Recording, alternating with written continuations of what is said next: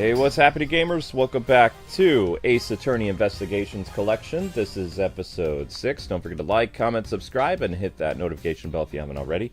Today we're going to be continuing our story, and Miles Edgeworth still has a nasty cold. Meaning I have a nasty cold. You can hear it. So we'll do the best we can with Edgy, but it's going to be a lot of fun. Thank you guys so much for getting the views necessary in order to continue the stream series. And I hope you guys enjoy episode 6. And yes, we are doing the entire game, provided that, of course, that we get the views necessary to continue. Our bar is pretty low, because we are shadow banned, so 1,000 views is all you guys have to strive for. Which we know is hard, because there are channels with only, like, 79,000 subscribers that have about 40 people watching them for 2 hours, and they get 4,000 or 5,000 views after their stream's up. So, we can't notify people after our stream's up, so that's the best we can do. You have no idea how frustrating it is. Anyway, it's time to continue the story. I watched a guy play Batman last night. He had 44 people watching after a stream. Like 2 hours later, it was 5,000 views. He's only got like under like 80,000 subs. They count our views different because our subscribers are not notified of the video after it's archived. That's the difference. Oh my gosh. Yeah. Anyway. It's time for me to get into character. Episode 4, Turnabout Reminiscence. Reminisce? Kay Faraday, the young lady who calls herself the second Yatagasuru. The piece of cloth that she conjured up has taken me back to many years ago. I have to sound like young Edgy now? Oh no. Oh no, wouldn't you have a cold? 7 years earlier. Oh wow, Luke. This would be very interesting. This wouldn't necessarily change. Yes, it would. Much. Yes, it would. That's right, I killed the guy. But it was the great thief Yatagasuru that told me to do it. I asked the defendant, just what is he insinuating? Don't you get it? I know the true identity. The Yatagasuru is the man standing over at the prosecutor's bench. Are you saying that I am the Yatagasuru? Don't you dare deny it. You told me to kill him when you snuck into the embassy. Are you claiming that Mr. Faraday is... That's exactly what. Mr. Rell, I think we've heard just enough of. Your Honor, please listen to me. I'm telling the truth. You've got to believe me!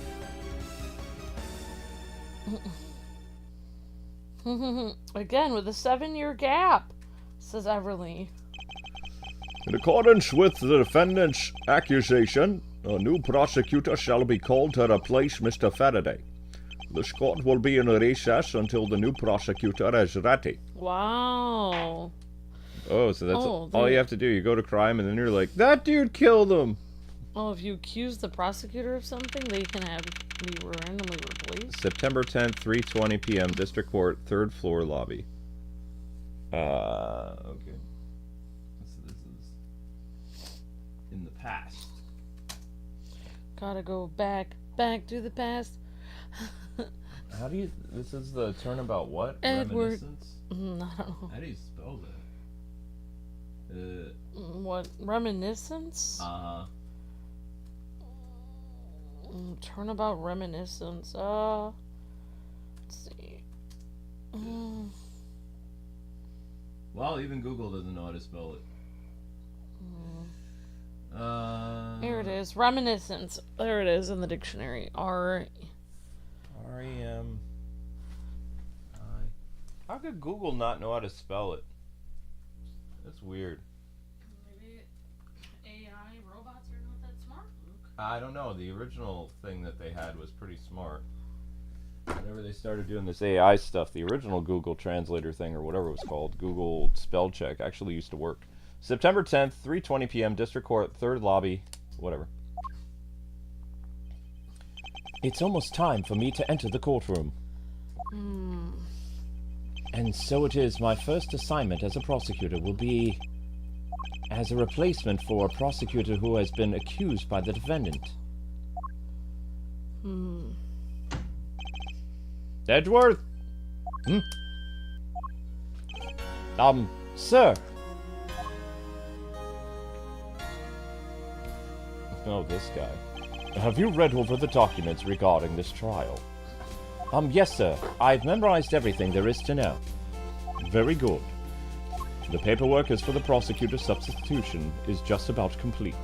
Edgeworth, always bear in mind that your mentor, I, Manfred von Karma, will accept nothing short of perfection. I understand, sir. To have the chance to stand in court at an early stage in my career, I am honored and proud. I've watched over your studies. I've given you this very rare chance. Prove yourself. Crush the defendant's pathetic lies into oblivion. Yes, sir. Da-da-da. That such a legendary prosecutor will be watching and judging my performance. Oh, wait. So, no, this is in the past. And I have to be perfect in every way. Young Edgy, but he looks exactly the same. No, he looks a little younger. This is actually kind of what the courtroom looked like where I was for jury duty. Oh, wow. A bookshelf. A compendium of laws for beginners. I don't have the time to read this and second-guess myself now. What a cold stare he's giving me. However, as a disciple of Von Karma, there is no option but to win. He's good. The power of his cold stare rivals my own. Wait, he's sleeping while standing up.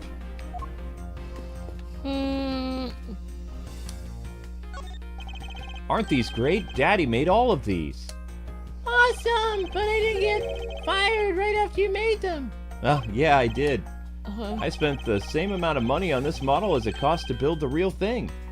And my boss wasn't very happy with me. Ha ha ha ha ha. Daddy, didn't you say you built a secret mechanism inside? Ha! I'll tell you about it someday when you're older. A secret mechanism. Maybe he installed it as payback for getting fired. It could be trouble. Now I'm curious. This is so good! Gulp, gulp, gulp, gulp, gulp. I could drink a whole gallon. I've never heard of water that tastes that good. Maybe I'll give him a minute. Gulp, gulp, gulp, gulp, gulp, gulp, gulp, gulp, gulp, gulp, gulp, gulp, gulp, gulp, gulp, gulp, gulp, gulp. Does he plan on gulping up an entire reservoir dry? This should lead to the defendant lobbies. Edgeworth, where is your composure? Composure. If you wish to take a look at your enemy, do so in the courtroom as you crush him. Indeed, thank you, sir. You are a man of wisdom and experience. Yeah, and no lies. And a criminal who killed my father, but I don't know that until many years later. Yep.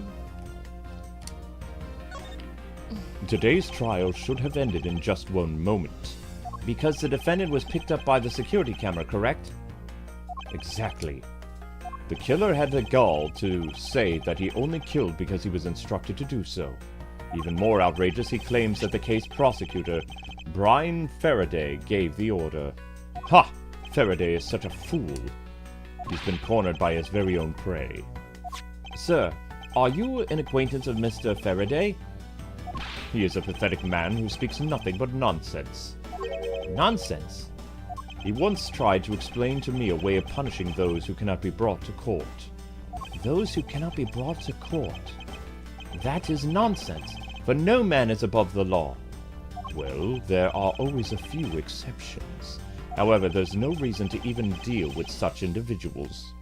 A prosecutor is a guardian of the court, one with no obligation to outside matters. Thus, there is no reason to deal with such individuals, I see. Edgeworth, disgracing yourself as Faraday has will not be forgiven. Have no fear, sir. I will not let you down. In place of the accused prosecutor Faraday, I'll prove the defendant's guilt. Very good. I've secured an honor of recess for you to prepare to do just that. Show them all the power of Von Karma. Okay. Yay. Yay! Who's Faraday? He is Possibly the, well, he's accused of being the great thief Yatagarasu. Like a legendary, like, Robin Hood type person. We know he is because his daughter inherits the role. Yeah, so it's possible he is secretly like a vigilante. Prosecutor by day, vigilante by night. It's like a ninja or something. If Harvey Dent was actually the... Okay, here we go. Today's trial. So, have you achieved a firm understanding of the case? Yes, sir. I've memorized everything that is written down in the case files. Well, then explain the case to me. I want to see if you really know what you're talking about. Understood, sir. A murder was committed on September 8th in front of the, we'll say, in front of an embassy. The victim, Mr. Deadman. Deadman. Oh my gosh. Mr. Deadman. Really? Okay. The victim, Mr. Deadman, was a staff member at the embassy. The defendant in the case, Mr. Rell, was held for questioning the night of the incident as he was deemed most suspicious. He was quickly placed under arrest for possession of a murder weapon, a gun. Furthermore, at the time of the murder, the great thief Yatagarasu had successfully infiltrated the embassy as well. At first, Rell claimed that he himself was the Yatagarasu, but that he did not kill Deadman. I wonder what he expected to gain from such a desperate lie. It's possible that he wants to go down while in the spotlight if he is found guilty. There is truly no limit to people's insanity. But I digress. Continue, Edgeworth. Yes, sir.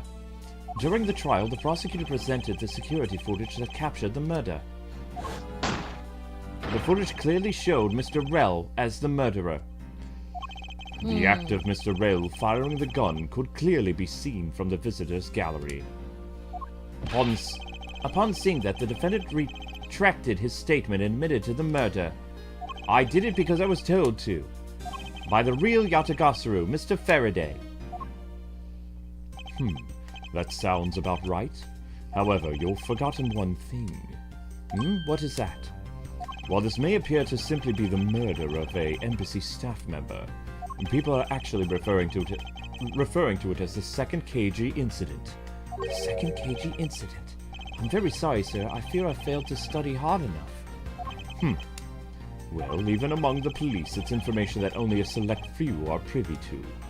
Could you please enlighten me, sir? Second KG incident. You know, it's really bad that this dude literally killed his dad. Like, it's messed up. Yep. Sir, what do you mean by the second KG8 incident? In order for me to tell you that, you must learn about the original case. Take a look at these documents. This is a 3-year-old newspaper, sir. KG8 incident, jotted down in court record. You have heard of the Amano Group scandal before, correct? Yes, I have. The secretary of Ernest Amano, the Amano Group's director, was arrested under suspicion of smuggling. Correct. CCU? CC? I think that's CCU? CC was an employee of the Amano Group, and the sole witness to the smuggling operation. It was she who brought the crime to light. However, Miss Yu was silenced before she could testify in court. Wasn't an embassy staff member arrested for the murder? Might be Sesa Yu. Sesa Yu? I don't know. Like, yes.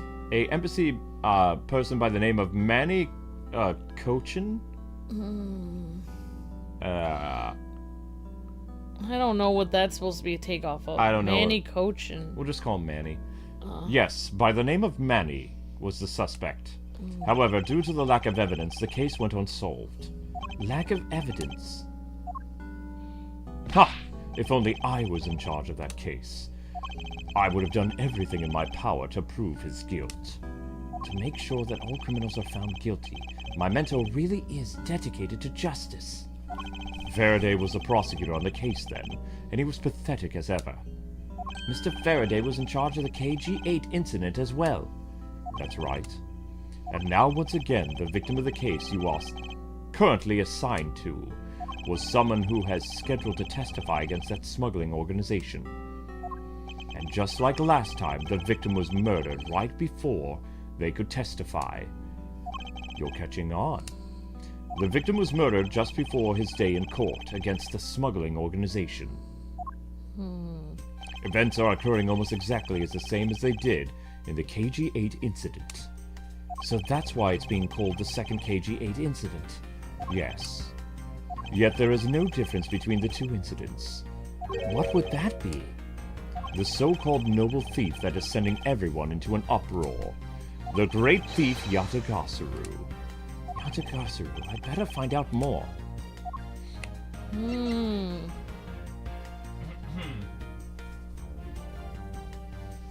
It's a lot of reading for just Luke today. Sorry, sweetheart. Yep. Likes up, ladies and gentlemen, if you haven't already. Thank you very much. To the Yatagarasu. If it is true that the Yatagarasu showed up at the embassy, what could he or she have been after? No doubt to steal any suspicious accounting records and release them publicly. Or more likely to steal secrets from the embassy itself. Since the item that the Yatagarasu stole from there was sent to the police. What was it that the Yatagarasu sent to the police? I don't know the details. Anything related to the Yatagarasu is getting the top secret treatment. Still, I find it very ironic. By returning the stolen item to the police, it was proof positive that the Yatagarasu had infiltrated the embassy on the same day the staff member was killed. Criminals have a way of incriminating themselves, wouldn't you say, my apprentice? That would have to be the first time the Yatagarasu has left evidence behind, correct? Yes, indeed. If you wish to learn more about the Yatagarasu, then I suggest you ask Faraday. Mr. Faraday? He happens to be the prosecutor in charge of the Yatagarasu case as well. He's the prosecutor in charge of both the KG8 incident and the Yatagarasu. Mr. Faraday really has a lot on his plate. Little girl Amber. What is this little girl doing here? You're scary, mister. Did you need something, little girl? I want to trade these coins with you. A fistful of dimes, quarters, and pennies. But it looks like you've got exactly $1. Is this what you want? Thank you. That's exactly what I needed. Could that child be here to watch the trial? How disrespectful for a child like that to be running around inside the courthouse. Does no one have respect for this country's judicial system anymore? Thank you for the 5 gifted memberships, Decker. Appreciate that, buddy. Thank you, Decker. You're breathtaking. The paperwork for the prosecution substitution is complete, sir. Why, do you even know how much time there is left before the trial resumes? I'm sorry, sir. I can have you mopping up this courthouse instead of protecting it in an instant, you hear? It's no bother, sir. Not being completely prepared could prove to be a perfect handicap for me. A proud one you are. You had better collect the evidence from Faraday and prepare yourself. It's time for your debut, Miles Edgeworth.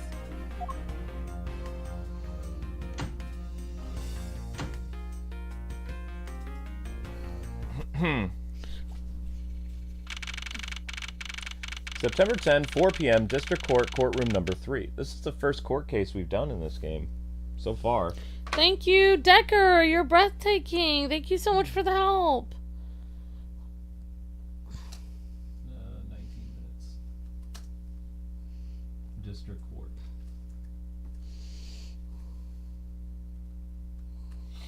Alright, looks like Tarks 9, Kefka, Beans, someone's name in Japanese, Cody. We're all gifted by Decker. Thank you so much, Decker. You're breathtaking. Thank you so much for the help. Okay. It's Manfred von Kammer, the guy who raises Miles as his father and biological father to Francisca. Also, he looks like a vampire. Yeah, when he... In the original series, Miss Deanna, thank you for the super chat. I made him a vampire, but like this is supposed to be he's younger still, so he's still like kind of I made him sound like an aristocrat a little bit, kind of like how Miles took his accent from. That's what I'm doing. Like if there was like a case in the future where we met him, I would give him more of like a Bela Lugosi, like kind of like Dracula / like English voice. Like, instead of giving him, like, a kind of, like, very angsty, older, like, kind of gentleman. Thank you, Miss Deanna. You're breathtaking. Thank you so much. Oh, he's standing in court right there with him. Yep. Interesting. Look how he matches his mentor's mannerisms, basically. Just what are you going on? What is going on? Why isn't Faraday here yet? How is it possible that the defense is not prepared yet, either? Bailiff, where's Mr. Faraday? I'm not sure. I wasn't really paying attention. I thought Faraday was a prosecutor. Right, maybe he's being accused now. Are you must be Mr. Van Kammer's recommended assistant. I hear this will be your first trial. I look forward to seeing how you perform, sir. By the way, was there someone celebrating a birthday during the recess? I could have sworn that I heard a popper going off. To think of it, the other day with my grandson. So it looks like the trial's about to resume, however... Yes, it will be all but impossible to prove the witness a liar without the evidence from Faraday. What is that blasted buffoon up to? It's an emergency, sirs! Oh my gosh. Silence! There shall be no yelling in the sacred hall of law. Bailiff, remove this man from the courtroom at once. No, please. Wait. You have to listen to me. There's an emergency. Defendant Lobby number 2, Mr. Faraday, the defendant. The two of them, they're both dead, Your Honor. What? What? What? What? Well, now we know what happened to her dad.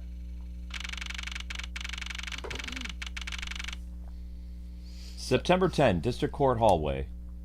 This can't be. This was my first case. Stay back. No one's allowed on the crime scene, period. Just who does this oddball think he is? This is becoming quite the hotspot. Isn't she Mr. Rell's defense attorney? Hey, you! No running in the hallway, pal! And who are you to tell me to do that? I'll never find out what's going on like this. It's time for some civil discourse. Yeah, I have to do everybody. I have one character that said one line. Yep. That's fine. Alright,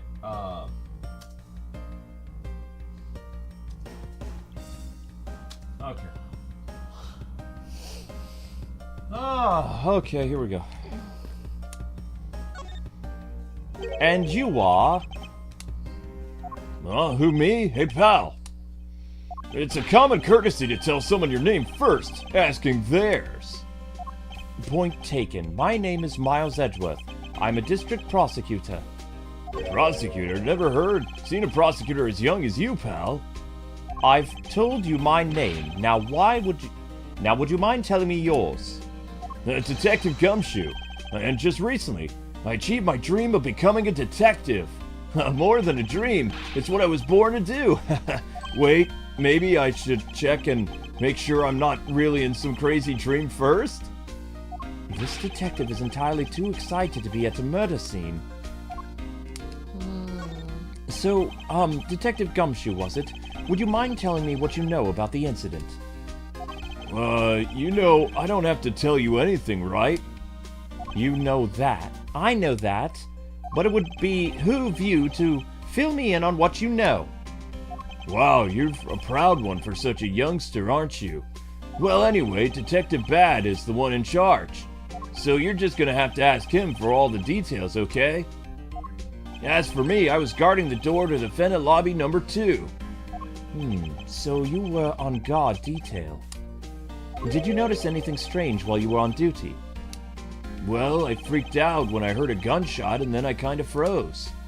You're a detective and a measly gunshot scared you that much. Pathetic. Then again, I can hardly claim to not know what it's like to hear one at close range. Then Detective Bad came running to the scene. He went into the lobby together and both men were lying there dead. Is that everything? Yeah, that's it. I was in the hallway the whole time, but I didn't hear a single peep or a struggle. It was weird. Interesting. Other than the gunshot, he didn't hear a single sound of commotion. Do you want juice or something? We don't have any hot tea, do we? I can make you some. I washed the dishes, so there might be, one of my mugs might be clean, babe. One of the snowman or Santa mugs.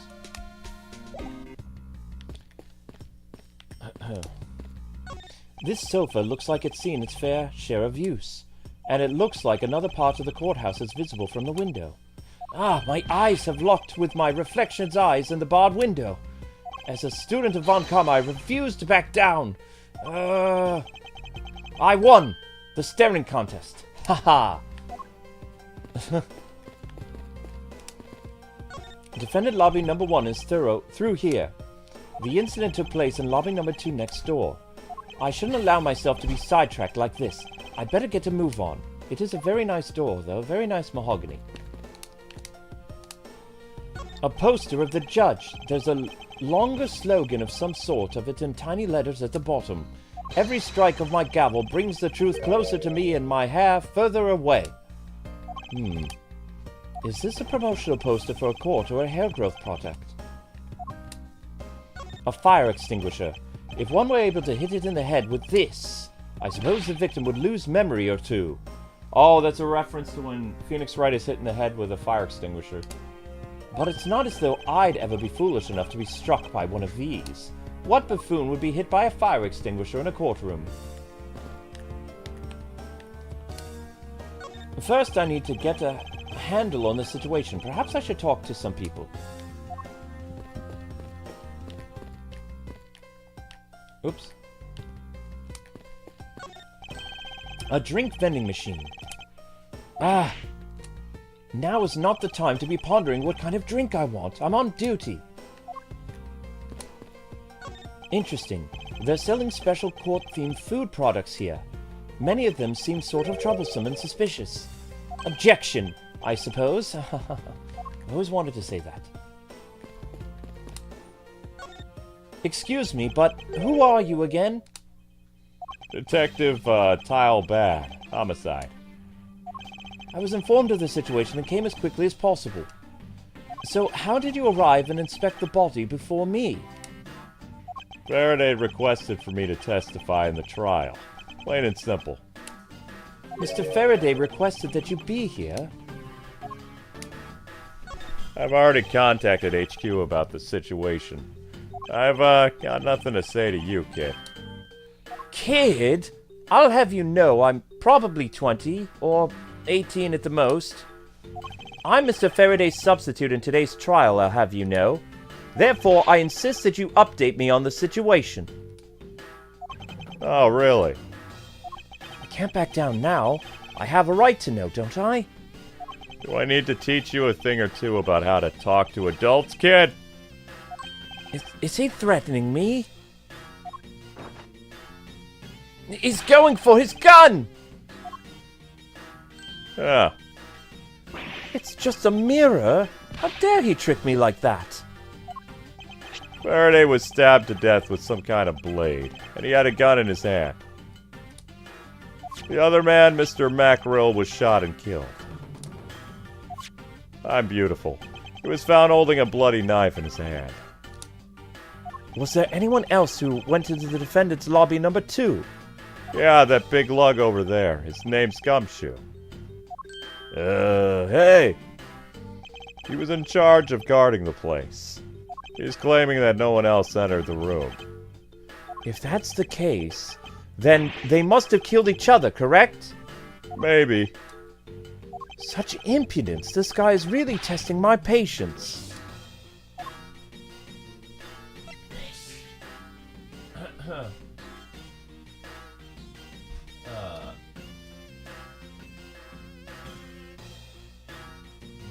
Detective Bad.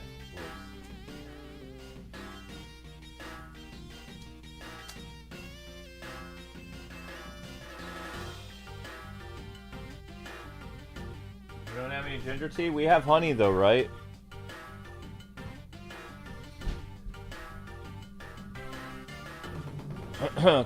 Trial witness. 11 more likes to go. Yeah, you guys are doing great on the like goal. Thank you very much. Okay, here I go.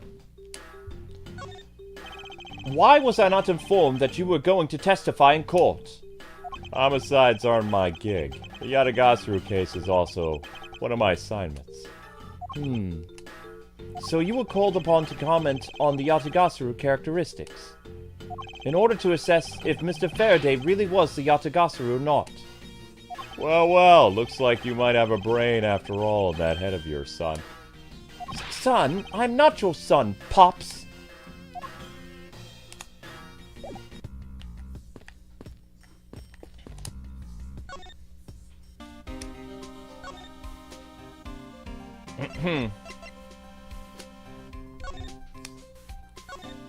This badge design is said to reflect the relentless and discipline of law enforcement.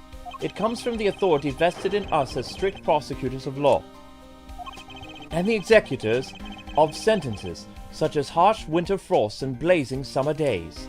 To wear it is to identify oneself as a prosecutor, but my mentor has taught me that it's more fashionable to keep it in my pocket. Oh, that's why he doesn't wear it.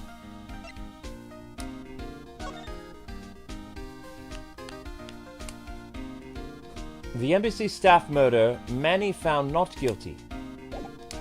The victim, Miss Chu Yi.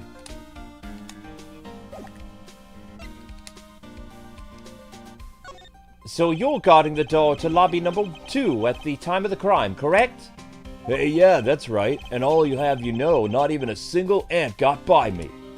Really? Are you sure that not even a single ant slipped in?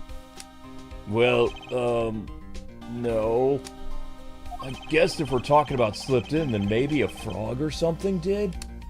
It would appear that my point also completely slipped by you, Detective.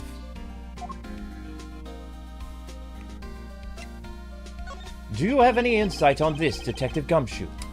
As a detective, I'd rather see something that is actually related to the case, pal. And here I thought this was related enough.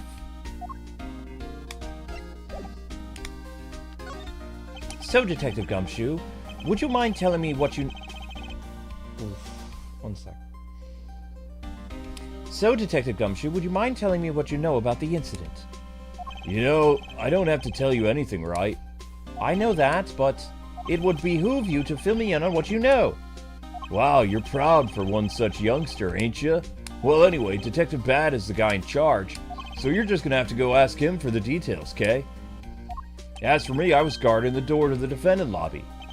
So you were on guard duty. Did you notice anything strange while you were on duty? Well, I freaked out when I heard a gunshot.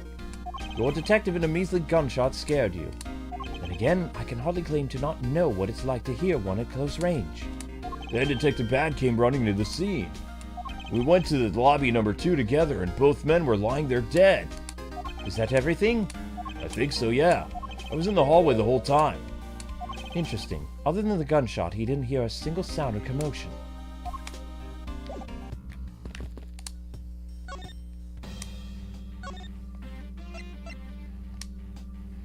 Detective Bad, I'd like to ask you about this piece of evidence. Could you please pay attention and put your mirror away? I'm listening, but I've got nothing to say. End of story. Very well. Why didn't you say that in the first place? Detective Bad, I'd like to ask you about this piece of evidence. I'm Detective Could you Bad. please put that away? I'm listening, but I've got nothing to say. End of story. Very well. Why didn't you say that in the first place? It's very rude. Oh, wow. May I get into the door where the people are dead, please? Okay. We're gonna talk to the girl now. That makes sense. Excuse me, miss. Do you have a moment? You know, I'm not really into talking to people that I don't know. Especially at a time like this. I apologize for not introducing myself before bothering you. My name is Miles Edgeworth. I was to take Mr. Faraday's place in court. Edgeworth, huh? Never heard of you. So, Faraday's substitute is a newbie, huh? I'll have you know, madam, that I studied under Manfred von Karma. Do not take me for some naive novice.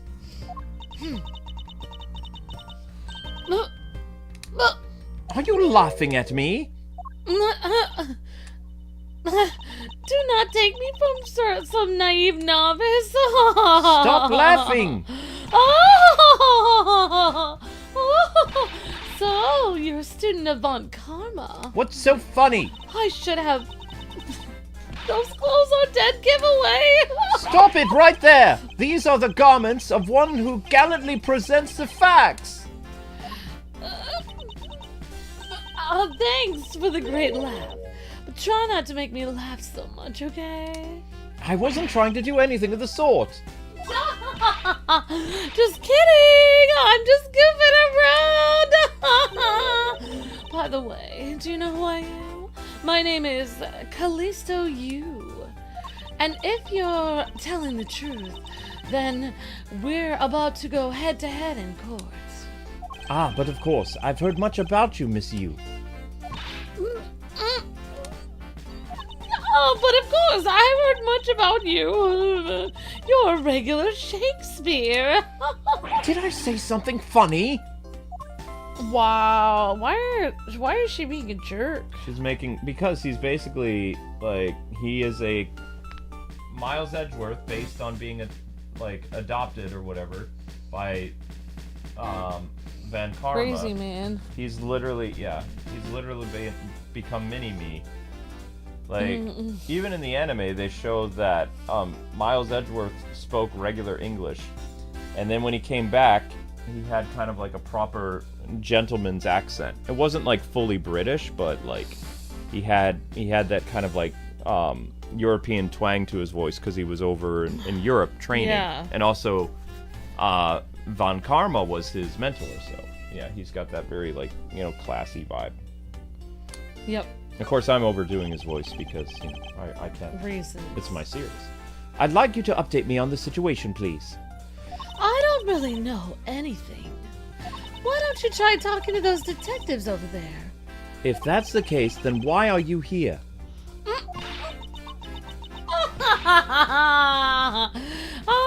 What is so funny? It's just the way you speak. It's so tactless. The person I was going against in court until only a while ago was just murdered. It's not like I could go back into the courtroom pretending as though nothing happened. That's a good point, I suppose. I apologize for asking such an insensitive question. It's fine. Don't worry about it. Miss Yu!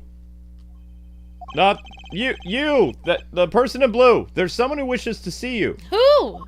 Oh, me. Who is it? Not who, you. It's an embassy staff member by the name of Manny.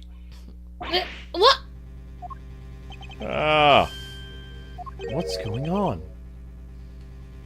Detective Bad and Miss Yu's moods just changed all of a sudden. Wait a second.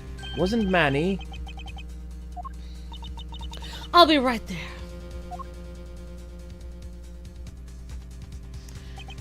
It's nice to see you again, Miss Yu. Why are you here? I have no desire to see you ever again. Whoops. I have no desire to see you ever again. Now.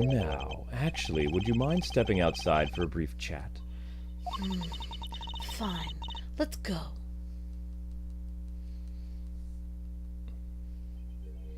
Bad. Run, Karma. It's been a long time. What do you want? I knew you would show up. You usually do when Yatagasaru is involved, and I see this case is no exception. Do you know Detective Bad, sir? Yes, he's like an old bloodhound that never leaves the scene of a crime. If only he would get a promotion and move on. It's the crime scene where a detective is most useful and effective. Ha! It's not like I don't know that, you old dog. Moving on, though, Bad. The man that I just passed by. Was he not the suspect from the KG8 incident? So I was right. Just what is that man doing wandering around here? That Faraday, I can't believe he let such an easy catch get away. Imbecile! I would have proved his guilt in 3 minutes or less. On Karma, I think you've said enough for now. It's in poor taste to speak like that about the departed. Very well. I'll show some type of decorum then. Back on topic. I'm placing Edgeworth in charge of the investigation from here. Objection! Objection! Oh, Francisca.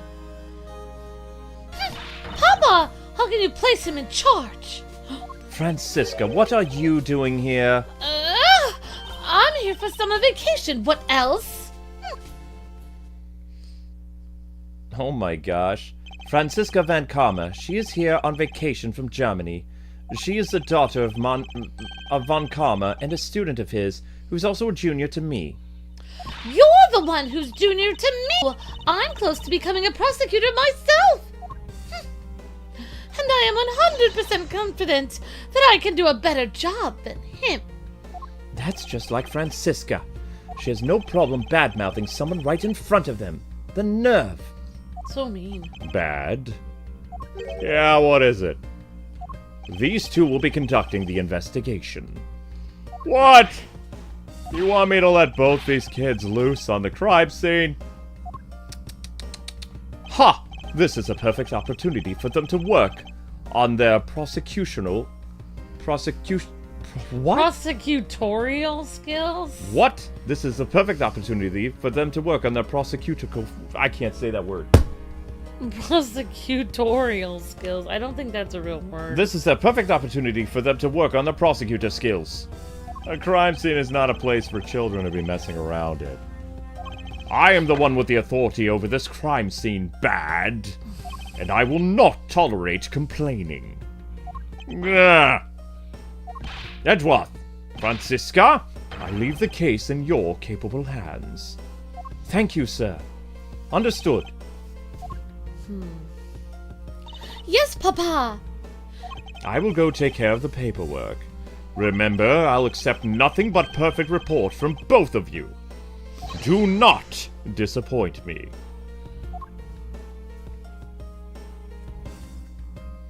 Hold up, Van Karma. Still haven't agreed to this. Hey!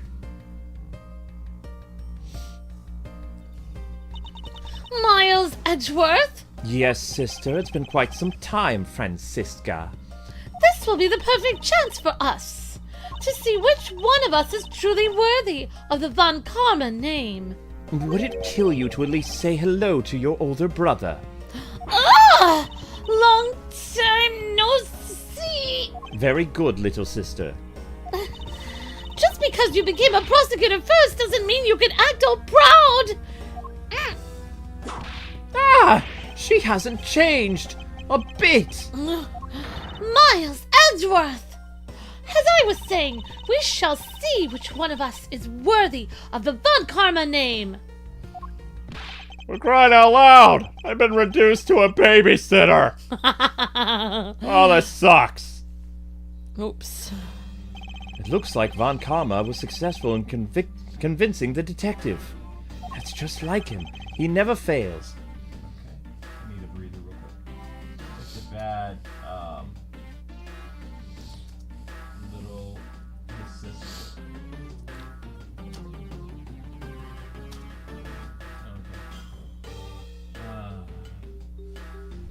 She is adorable, yep.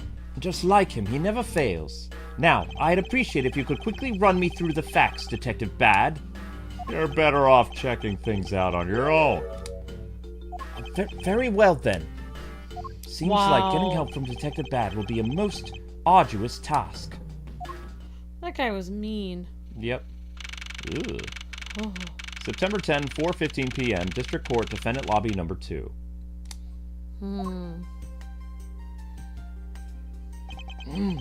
Is the only real explanation that they killed each other simultaneously? Miles Edgeworth! You should listen to someone who, until they are finished talking! What did you say? Oh, what are you talking about again? I'll only say it one more time. This is a competition to see who is truly worthy of the Von Karman name. A competition? The first person that figures out the truth wins. So the person who doesn't discover the truth is dishonor to the name? Exactly! I don't care that you have become a prosecutor before me. I simply refuse to hear any more foolish things come from your foolish mouth. Fine, whatever makes you happy, sister. Can I take that as you accepting my challenge? Once again, whatever makes you happy. Huh? Well then, let's begin the investigation, shall we? I'm gonna find the perfect evidence and pettily present it like the professional I am. Competing to discover the truth behind a crime. How delightfully childish. Yeah, exactly. You kids over here, hold it. Kids? Huh?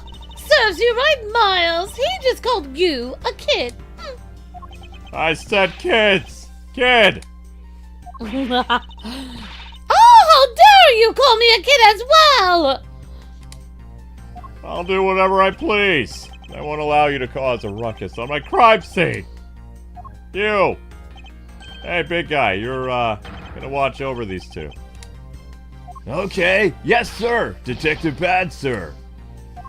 Now, what do I do from now on? Kids, okay. You'd better not get in our way, Scruffy! You'll feel the bite of my whip if you do. Oh, eek. Then you, prosecutor boy. Let's get our investigation started already, alright? Great, now even that detective is treating me like a child. Alright, it's time to get investigating. Get a move on, prosecutor guy. My name is Miles Edgeworth. And if you call me Prosecutor Boy one more time, it will be my duty as a prosecutor to look into your monthly salary. What? And what would you do with my salary after you saw how much it was? That's up to you now, isn't it? Really? Sounds good, pal. He's so naive. Okay. Alright.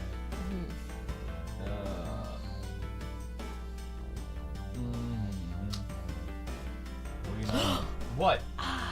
What happened? She jumped on you? No, her claws are just really long. I need to trim those claws. You okay? She jumped right off. I need to trim her claw. Alright. Okay, here we go, ladies and gentlemen. Defendant Lobby number 2. Detective Bad, may I have a word with you, please? What is it now? It appears that both a knife and a gun were used as the murder weapons. Oh yeah, really? No, no. Oh, I can't say that word. I have to come up with another phrase. Really, Einstein? Sure. That leads us to the first question of our investigation. I almost made a huge slip. Where did the men acquire the weapons? The gun was inside of Faraday's bag. It was a piece of evidence that was presented in the trial earlier today. It was used to kill the embassy staff member. But I've never heard of anything about the knife. Mr. Rell was being held by the police. There's no way he could have brought it in. Which means it's possible that Faraday had the knife on him from the start as well. Would it have been a piece of evidence that had yet to be presented? But then, why doesn't Detective Bad know more about it? Wait, what if... Is it possible that Mr. Faraday brought the knife in under the guise of Oh, there's that word again. Prosecutor evidence. Yes, brought the knife in the guise of prosecutor evidence. He could have then brought it out and attacked Mr. Rell with it. Ah, maybe you've got a brain in there after all, kid. Is he going to treat me like a child forever? Looks like Mr. Faraday attacked Mr. Rell first, but then counterattacked. That's the only logical conclusion you can draw from a scene like this. Not yet. I feel that it's much too early to be drawing conclusions already. I must find conclusive evidence so as to protect the honor of Van Karma. I need to do her little tools. I feel terrible. She's back inside of her bag now. Yeah, I know, but she wanted to climb up on us. She does look sad. Cat looks sad. I'll go get her. Come here. Wait! Oh, come here, Zoe. She doesn't want out of her bag when she's in, baby. She won't come out. Once she's in there, she's safe. She can come out on her own if she wants to, but she won't. She's like, I'm sorry, I just tried to jump on you. I didn't mean to scratch you. It was an accident. Oh, I see. Did you figure something out? This is a competition, Miles. And as such, I'd appreciate it if you didn't talk to me. As you wish, dear sister. I mean, I have to talk to everyone. Like this potted plant. This decorative plant's foliage is quite nice. It's actually something to be around. Soothing. Well, Perhaps I should purchase one for my room. There are some plastic bags stacked up on the table. There's a tea set too, but there doesn't seem to be any sign of disturbance. Yeah, the table still neat and tidy. Maybe they were super quiet in their scuffle, ha ha ha. After all, I didn't hear anything from out in the hallway, you know. Maybe the plastic bags scattered on the floor are throwing us off. well, if there's no blood on the ground, maybe they were killed somewhere else. No, there looks like blood on the ground. There's some stuff in the bag, pal. I suppose this was Mr. Faraday's bag. It's probably the trial evidence I was supposed to collect from him. This is the evidence? Wow, I better not touch it then. I'll leave prints on it. Do you just not pay attention to anything that you do? Oh,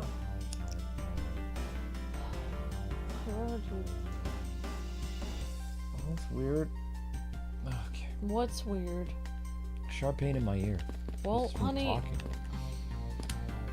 talking. Detective Bad, do you have any thoughts on the case? Faraday and Rell. It looks like they killed each other to me. Probably. Although there are a few things that just don't seem right. And what would that be? Why don't you try thinking on your own first before you bother me, boy? What? Now I've been downgraded to just boy! oops. Whoops. Whoa! What? What is it, Detective Gumshoe? Hey, my TV at home is so tiny compared to this one. Then perhaps you should purchase a more normal-sized television? Like this one? Oh, let me see here. Wow, this thing's huge. Oh! And way too noisy. Oh, you're the noisy one, Scruffy. Don't touch that. You'll get your fingerprints all over it. But I didn't touch it. Preservation of the crime scene is the foundation of a detective's work. Foundation, huh? Sounds like something the rookie here needs to shore up on. Haha.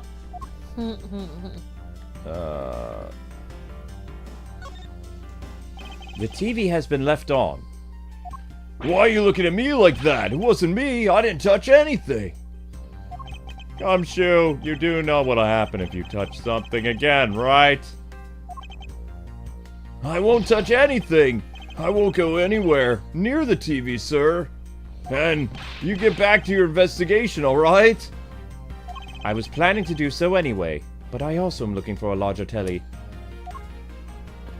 So we examine everything? Nope, the couch. It looks like the sofa's ready to be disposed of.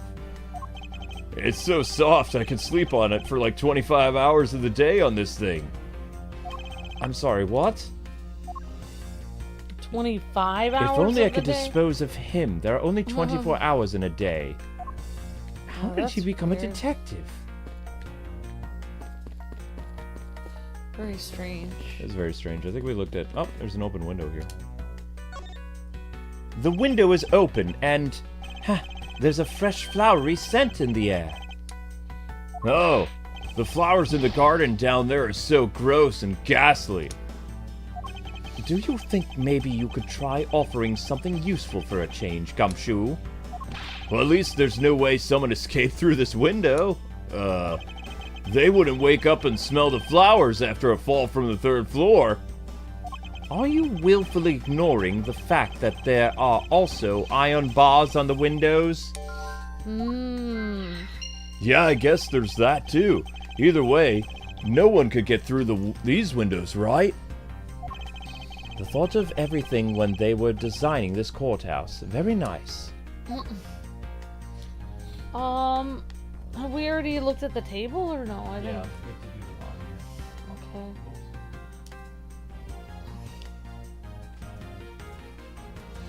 And we already examined the window. Okay. Yes, we examined.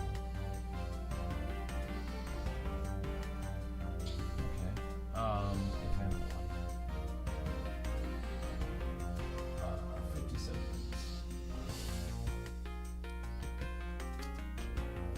Okay, here we go.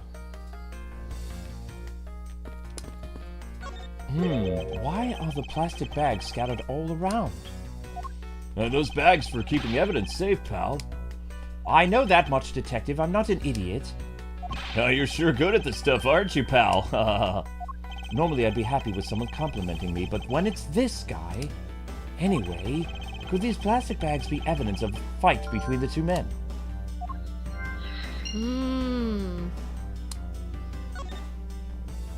It looks like Mr. Faraday fell on top of Mr. Rell. At first glance, it seems like they must have killed each other. However...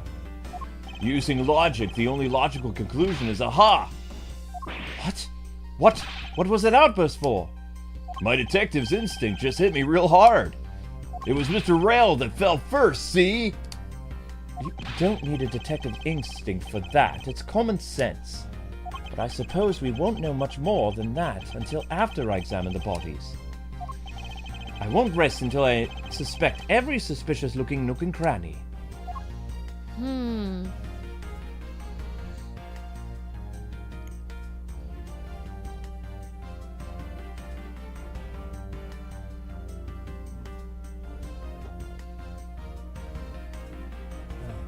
Taking a tea break, guys. Luke says he's just taking a tea break, everyone.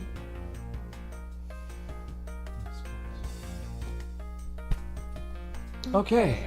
Did we already check the plastic bags? Where are they? Right there? Yeah, and there's like other empty ones. Why are there plastic bags scattered all around?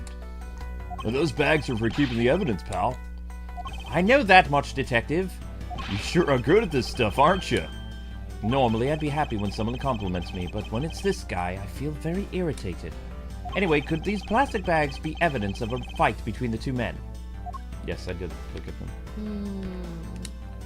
Looks like Mr. Faraday died while holding the gun in his right hand. Oops. Looks like he died with the gun in his hand. So he shot Mr. Rell and then fell on top of him while still gripping onto the gun. I guess that does seem kind of strange, huh? I mean, why did Mr. Faraday know how to fire a gun? It's not exactly rocket science. Even I know how to pull a trigger. Although, I doubt I'll ever need to use one. I hope I never have to fire a gun either, pal. But it sure does look cool to hold a gun in your hands. It appears that the police's screening procedures need a thorough review. Very thorough. Anyway, I should jot down some notes about the handgun in Mr. Faraday's hand. Mr. Faraday's evidence. Oh, the other guy has a weapon. And then, oh yeah, he has a stain on his hand there. His hand? Oh, sorry. His hand is all black down there, see? I wonder what it could be. Could be ink. If you look closely, this blotching pattern resembles an ink stain. Yeah, like if he was writing a paper or something. Hey, an ink stain? Whoa. Yes, I usually get ink on my hand when I use my feather pen. A feather pen? I've never seen one before. Sure you aren't making it up? No, he actually does use a feather pen. Looks like Mr. Rell died with a knife in his hand. There's some blood stuck on it. Then it must have been used as a weapon, yup, no doubt about it. Was Mr. Faraday carrying this on his personage? Did he bring this as a piece of evidence for the trial? Or did he bring it with a very different intention in mind? I shall jot down the notes about it. Oh, wow. Mr. Rell's cause of death was from being shot, correct? That's what we think, but it's hard to tell with him lying face down. Death is bad enough, but it's truly lamentable that someone would try to hide the truth. Are you sure they're trying to hide something? I can't confirm Mr. Rell's cause of death with his body positioned like that. Detective Bad, I'd like to examine the bodies in further detail if possible. What's this? You're not able to form a theory with them the way they are? I believe an examination of the bodies is vital to finding the perfect evidence, don't you, sister? I suppose you do have a point, Edgeworth. Well, hurry up and get on with it. Lobby. Yes, sir. I've taken enough photos of the scene of the crime, sir. And there you have it. What? Do you not approve? Of course not. What? Investigation of a crime scene is the work of a detective, so don't touch a thing. Hey, big fella, turn over the bodies for me, will you? Okay. Please forgive me, Mr. Faraday, sir. Oh, he has to move them. Gumshoe, don't get all emotionally involved, remember. You're a detective. Yes, sir, understood. Aww. Well, he worked with the guy. Oh. Well, now we can see them better. I won't rest until I've inspected every suspicious-looking nook and cranny.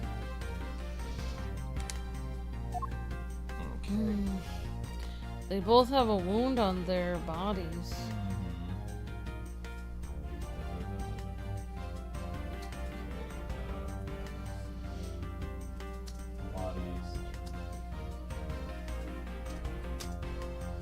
Okay. Shot in the chest.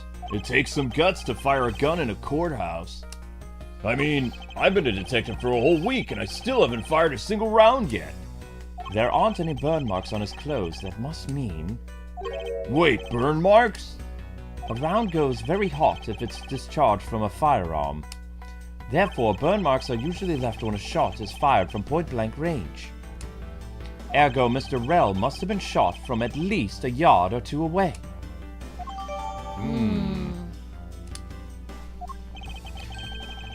You sure don't know... you sure do know a bunch of neat stuff for your age, pal. Apparently, this detective has much in common knowledge as the everyday marsupial. It looks like Mr. Faraday was stabbed with this knife, and Mr. Rell is holding. Youch! What's wrong, detective? My stomach started to hurt just thinking about being stabbed. Wow. Just keep your mind on the case, all right?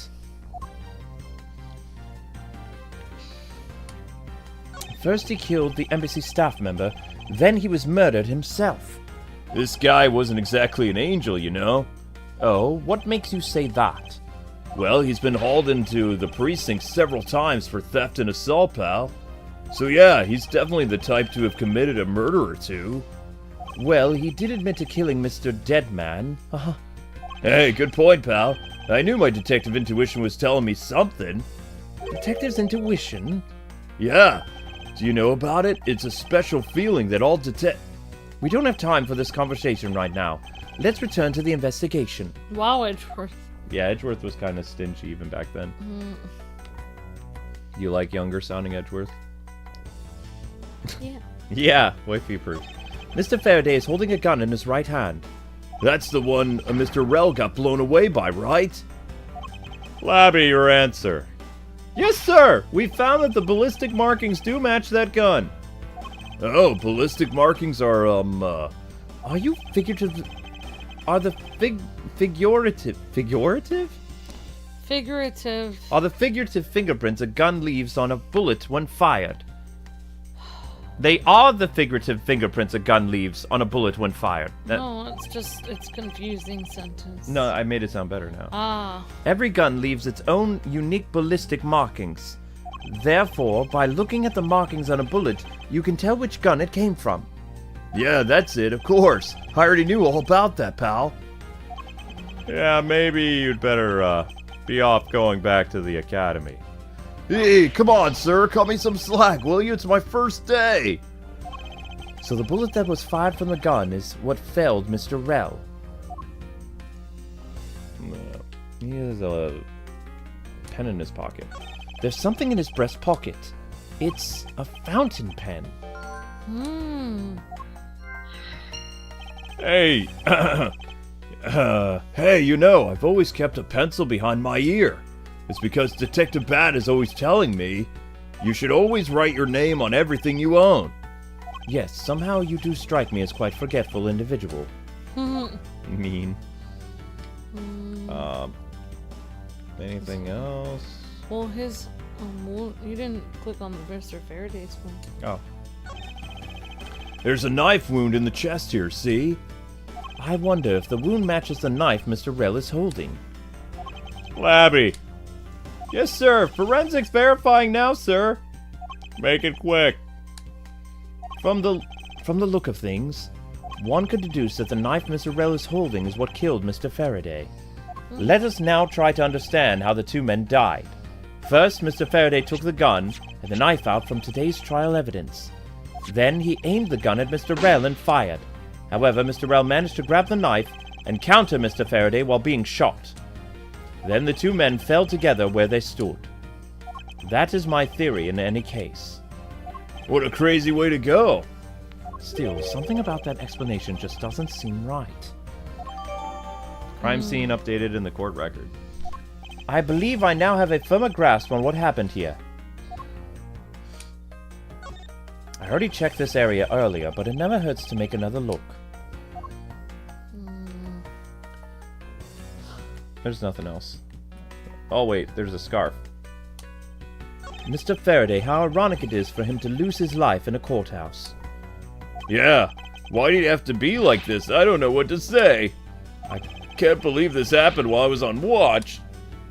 Rather than beating yourself up, you should spend your time continuing the investigation.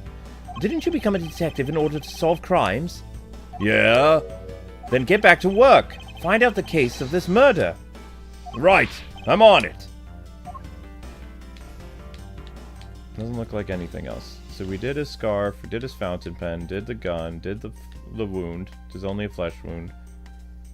Did the dude's face, did his wound, did his thing. Nothing in... It looks like there's something in his hand, but there isn't. So, that's Yeah. everything.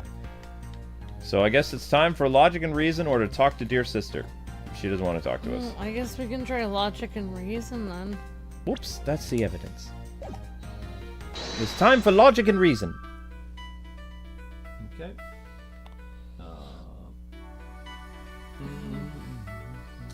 110.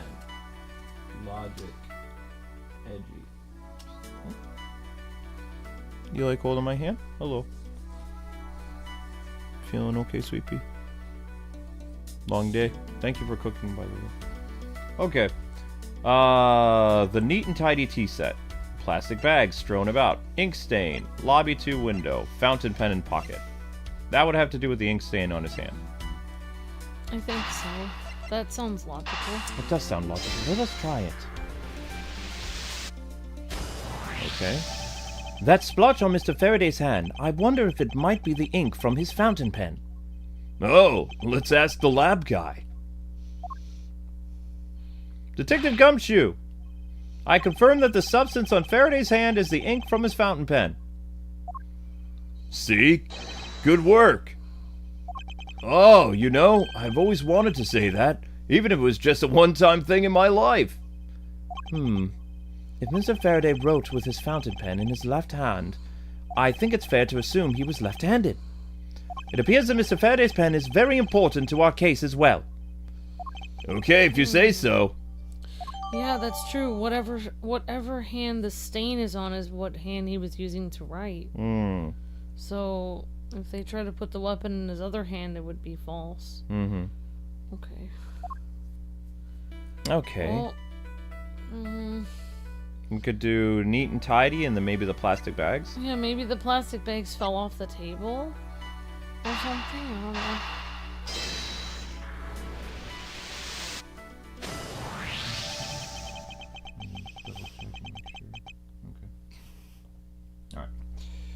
I don't know. There is a very tidy pile of plastic bags on the table, and yet a portion of them wound up scattered on the floor as well. It's not likely that the ones on the floor were knocked over during a struggle. In which case, might there not be another explanation as to why they got there? Another reason? I believe it's possible that the blood on the outside of the bag is related somehow. Oh, please, get that blood away from me, pal. Detective Gumshoe, whose blood is on this bag? Hold on, let me ask the lab guy. All right, please hurry. I'm very impatient. Hey, wait till you get a load of this, pal. It's Mr. Faraday's. What? Oh, and the technician said that he didn't find anything else on or in the bag either. It was just his blood? It would appear that this bag is a very important piece of evidence. Disturbing. Okay, if you say so. I'll leave it in your hands, pal. Plastic bag jotted down in the court organizer. Why would his blood be in a bag? I guess there's not much left to investigate, huh? They really did kill each other. No, we can't conclude that quite yet. There's still something I find very peculiar there. The theory that they simply killed one another is too simplistic in this case.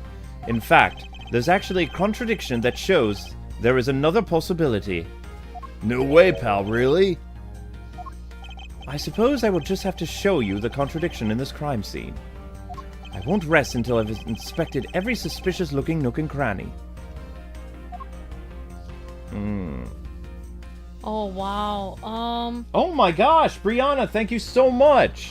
Oh my gosh. Welcome back to the Ultimate Tier, Brianna! Oh my gosh. Oh, wow. I don't even know. Thank you very much, Brianna. You're breathtaking. Yep, and as far as I know, Brianna is... Thank you very much, Brianna. You are the top donator of the day with $100 for becoming a channel VIP channel member.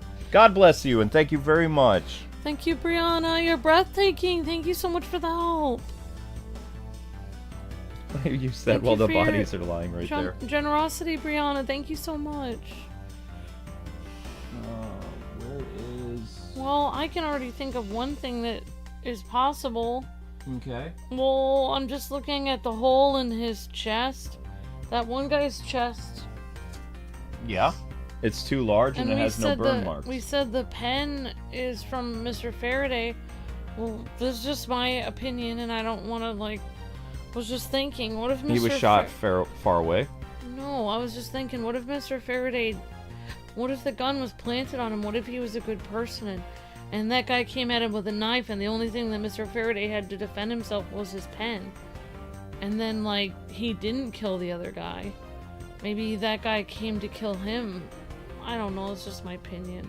Interesting. Maybe somebody else killed that guy, and then they planted the gun on Mr. Faraday, even though Mr. Faraday maybe didn't do anything. I don't know, that's just my wild theory. Alright, so what do you want us to deduce to try to do your theory then? Well, also, you can kind of tell what can you see the evidence? What isn't Mr. Faraday holding the gun in his right hand? What Faraday's hand. What hand did he say? What hand on the body? He had an ink mark on one of his hands. It says it was used by a left-handed Faraday. Looks like it was a quality nib. Yeah, so he couldn't possibly have held the gun in his right hand. So present the fountain pen on his hand? I think we should deduce the gun with the with his, like, the fact that he's a left-handed fountain pen. Okay. This spot is somehow connected to any of the evidence I hold. The fountain pen used by the left-handed Faraday looks like it was quality nib. Eureka! Now we come face to face with the contradiction I spoke of, and it is this! Mr. Faraday used his left hand to write with his fountain pen. Ergo, he is left-handed. And yet the handgun is in his right hand. Don't you find that odd that the left-handed Mr. Faraday would hold the gun in his right hand? That, ladies and gentlemen, is the great contradiction haunting this crime scene. Hey, you're right, pal. That does seem like kinda strange. But, how could something like that happen? The facts add up to one conclusion, and one alone. Someone else put the gun in Mr. Faraday's hand after he died. Someone else? Plastic bags scattered on the floor and a gun in the wrong hand. I sense the presence of a shadowy figure behind this case. A person of vile intent who is serious about keeping the truth from us. Oh, wow. Alright. Great job, Miles. And, Brianna, while I have you here, what are we doing for your, ultimate this month? Kingdom Hearts? I'm gonna get some more juice, if that's okay. Of course. But I'm afraid Francisca might talk soon. You're afraid Francisca might talk? Ugh.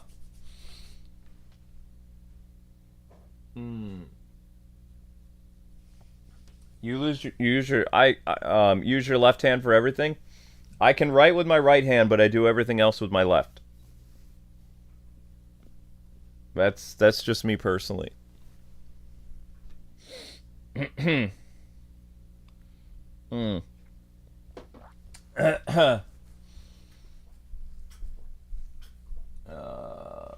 Let's see. Deduce gun hand. Okay, and this one is I'm pretty sure the cover to this is downstairs. Cover to what? Oh, that? Yeah, of course. Alright, here we go. Here's the autopsy report. She's so small. It's probable that Mr. Rell survived for a short time after he was shot. However, Mr. Faraday died instantaneously from his stabbing. Interesting. Crime scene notes updated in my organizer. It looks like we now know everything we need to know about this case. Are you sure we know everything? Of course! The incident began with Mr. Faraday attempting to get his revenge. The prosecutor went into a rage from being accused and tried to kill the defendant. But the defendant fought back and they ended up killing each other. It's all very clear and simple, brother. There is absolutely no margin for doubt. Do you really believe that would be the truth? Huh? Are you saying that just because I figured out the truth before you, that you don't want to believe it's true? No.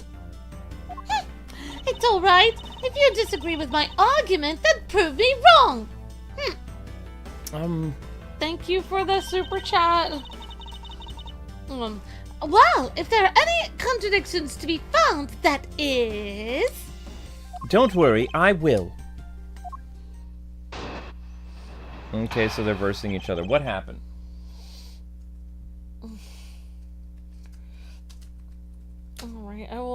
need the... Kingdom Hearts. What days are you free, Luke? Well... We have Ultimate Someone this this Friday, Friday. and we have somebody Saturday. And I think I'm open Sunday. Except for we haven't asked that one person. We had to move somebody from Friday, but I don't know when they're gonna do theirs. Right. But yeah, as far as we know, we don't have anyone on Sunday I don't yet. I don't have anybody Sunday, and I don't have anybody Monday. I'm still trying to work out with Decker, like, what day we can do his too. That's cool, K-Wing. I'm not the only one. Glad I'm not the only one who uses different hands for different tasks, says Merciful Warrior. Mm-hmm. I use my right hand for everything. I know you do. That's okay.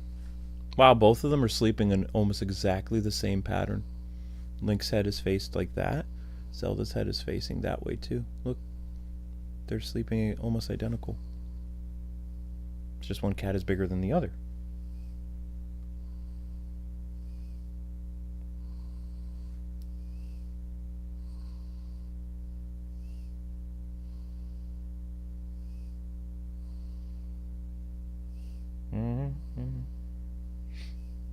You okay, Ambi? Yeah, I don't know. What Oh, do you okay, want me to say? Ah, Mr. Faraday's death was instantaneous, while Mr. Rell survived for a short time. From this, it is obvious that Mr. Faraday died after he had shot Mr. Rell. And Mr. Rell, while on the brink of death, stole Mr. Faraday's knife and then stabbed him. Those are the facts of the case. Mr. Faraday's death was instantaneous, therefore he must have attacked first. Proving that logic to be false is probably the fastest way to show her that she's wrong. In that case, I should first look for any holes in her theory. Instead of testimony, it's theory. Okay. Yeah. Mr. Faraday's death was instantaneous. Hold it! Do you truly believe that Mr. Faraday died instantaneously? I have the murder report right here. Mr. Faraday died instantaneously of shock due to being stabbed in the chest. There, you see, it's been documented clear as day, brother. Ah, From this, it is obvious that Mr. Faraday died after he shot Mr. Rell. No problem, Brianna. We'll do that. Mr. Faraday shot Mr. Rell before he died? Do you have any basis for that statement? Your foolishness has no end, does it, Miles? No, I had to repeat myself. However, Mr. Faraday died instantaneously. That's all the basis I need. Alright, so if Mr. Faraday died instantaneously, then he must have attacked Mr. Rell before being stabbed. You're finally beginning to catch on, I see. And Mr. Rell, while on the brink of death, stole Mr. Faraday's... Hold on. So you believe that dying Mr. Rell stole the knife from Mr. Faraday? Mr. Rell became desperate as he did not want to die. Human beings can do amazing things when they are put to the test. So the two men struggled, and in the end, Mr. Rell was able to grab the knife and stab Mr. Faraday. The messy condition of this room is a testament to their struggle. Yes, my logic is perfectly sound. Can you really say that it's perfect? What are you insinuating, Miles? Nothing, dear sister. However, I can't let what you say slide by without further inquiry. One must be clear and precise. So if you could append that statement of your testimony, dear. Fine. They struggled, and Mr. Rell used the loss of his strength to counteract Mr. Faraday. You mean counterattack? Oh, right. About this statement, Mr. Rell used all his remaining strength to take the knife and defend himself. One can easily see that they had a violent struggle, Miles. Of course, it's nothing compared to what my riding crop can do. How does one compare the damage her crop can do with the state of this room? Furthermore, all the plastic bags on the floor in this room were scattered. They're due to the fight. And is there anything else that I can explain for you, Miles? No, that will be fine. Those are the facts of this case. Oh, are they? Claiming speculation as fact already, don't you feel that the evidence is a bit lacking? Oh, you'll find all the evidence you need just by looking around this room. Mr. Faraday collapsed on top of Mr. Rell. In addition, Mr. Faraday died instantaneously, making a counterattack impossible. Furthermore, the room is a total mess from their fight. I dare say there's more evidence here than you can whip a whip at. It looks like she's becoming more and more confident. And looking at this place, she might have a right to be so. After all, everything here seems to support her theory. It looks like you're starting to see my point, brother. I'm as good as won our little competition. There's something strange about Francisca's theory. I should compare her claim with the data I've gathered thus far. I just know there's a contradiction somewhere. Mr. Faraday's death was instantaneous. Alright, so... What would you like to present? I think there's something funky with the second statement. And the third one seems weird too. They struggled and Mr. Rell used the last of his strength to counterattack Mr. Faraday. Those are the facts.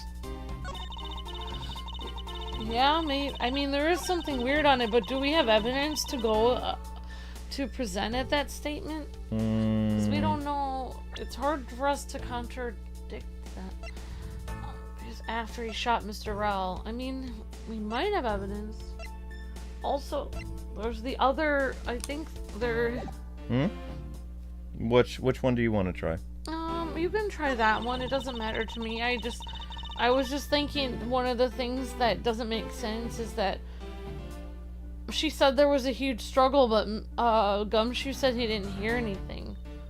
So I think that's pretty weird. Yeah, you're right. They struggled and Mr. Rell used the last of his strength. There was no struggle.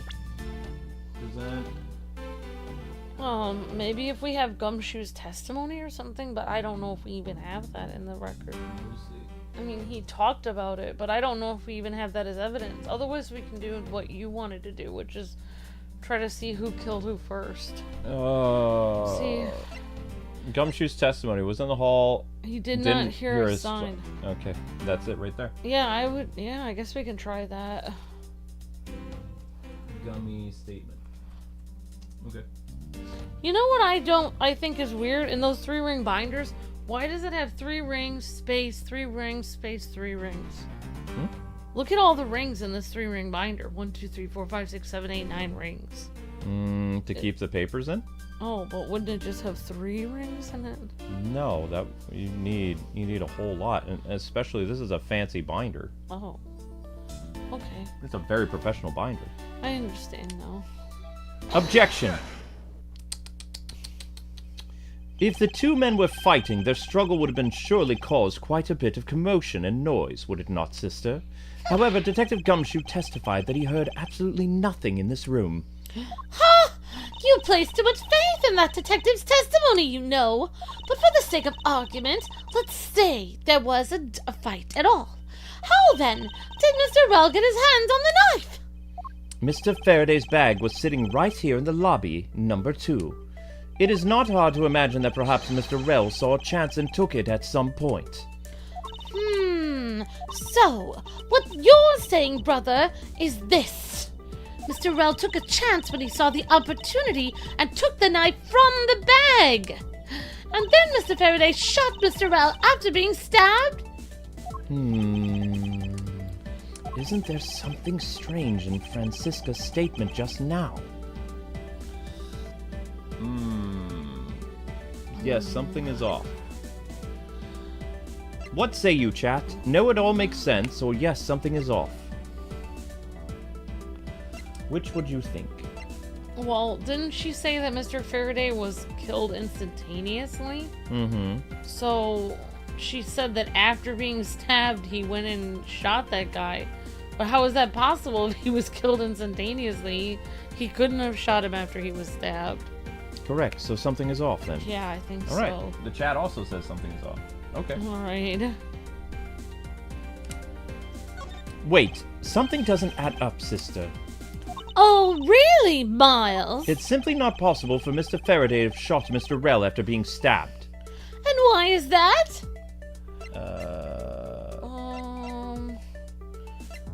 Notes pertaining to Faraday and Mac Rell. What are the notes that are pertaining to them? Is that the order of who was stabbed? Where here? Yeah. I think notes pertaining to Byrne and Faraday and Mackerel. Okay, we'll try I think they said that was the order of who stabbed who, but it doesn't say that here. According to the coroner's report, Mr. Faraday died instantaneously, meaning that he died immediately upon being stabbed by the knife. Ergo, he could not have possibly fired the gun after that. Oh, you got me. Oh, I'm not done yet. But of course. Well then, if the report is correct, then there is only one correct explanation. If we suppose that Mr. Rell attacked first, then Mr. Faraday, who died instantaneously, would have been unable to kill Mr. Rell at all. Therefore, Mr. Rell must have stabbed Mr. Faraday after he was shot. Then they both died. Long pause. Sorry, I forgot I had more dialogue to say. That is the only explanation that makes logical sense, Miles. Negating your opponent's ideas in order to prove your own theory. I see you've been studying, Francisca. I just wanted to explain it to you as simply as possible before you foolishly propose a foolish theory that only a foolish fool like you could. How naive of you to believe that only your opinions are valid, and still expect to discover the truth that the crime scene offers you. Francisca, dear sister, you've still got a ways to go. Oh! What are you talking about? Are you saying there's a flaw in my logic? Mr. Faraday died instantly, and the fact that he did is what gives rise to the contradiction in the scene. The contradiction here in this scene of the crime is the order of events, the order the bodies fell, the evidence bag's location. I need a sip of my tea. I forgot what order the bodies fell, though. I don't even remember. Did Mr. Faraday fall on top? He fell on top of Mr. Rell, yeah. Mr. L. He fell on top. And that means the other guy should have died first. But...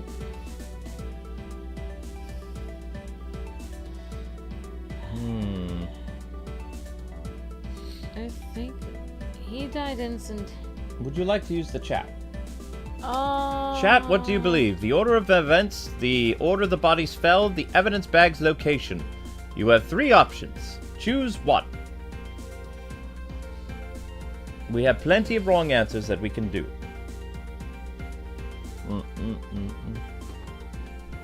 I think it's the order the bodies fell in. Yeah, Francisca was just saying that he had to have died. She said that he killed Faraday and Faraday died instantly, and then the other guy died soon after that. So he was already wounded, then he killed Faraday, then he died. So if he died after Faraday, he would have fallen on top of Faraday, I think. Correct. The order the bodies fell. Let me get this straight. What you're arguing is this. Mr. Faraday took the gun from his evidence bag and shot Mr. Rell. Then, the wounded Mr. Rell found an opportunity to take the knife and strike back. Upon being stabbed, Mr. Faraday died on the spot, and Mr. Rell died thereafter. If that's the case, then how do you explain this? Take a look at the order in which their bodies are piled. No! Mr. Faraday's body is lying on top of Mr. Rell's. Therefore, Mr. Rell must have died before Mr. Faraday. Impossible! Yes, I agree that it seems strange no matter what angle you approach it from. Which means that the real mystery behind this crime scene, that was... Objection! No! Not so fast, Miles Edgeworth! What now? I simply think that you ought to think a little bit more outside the box!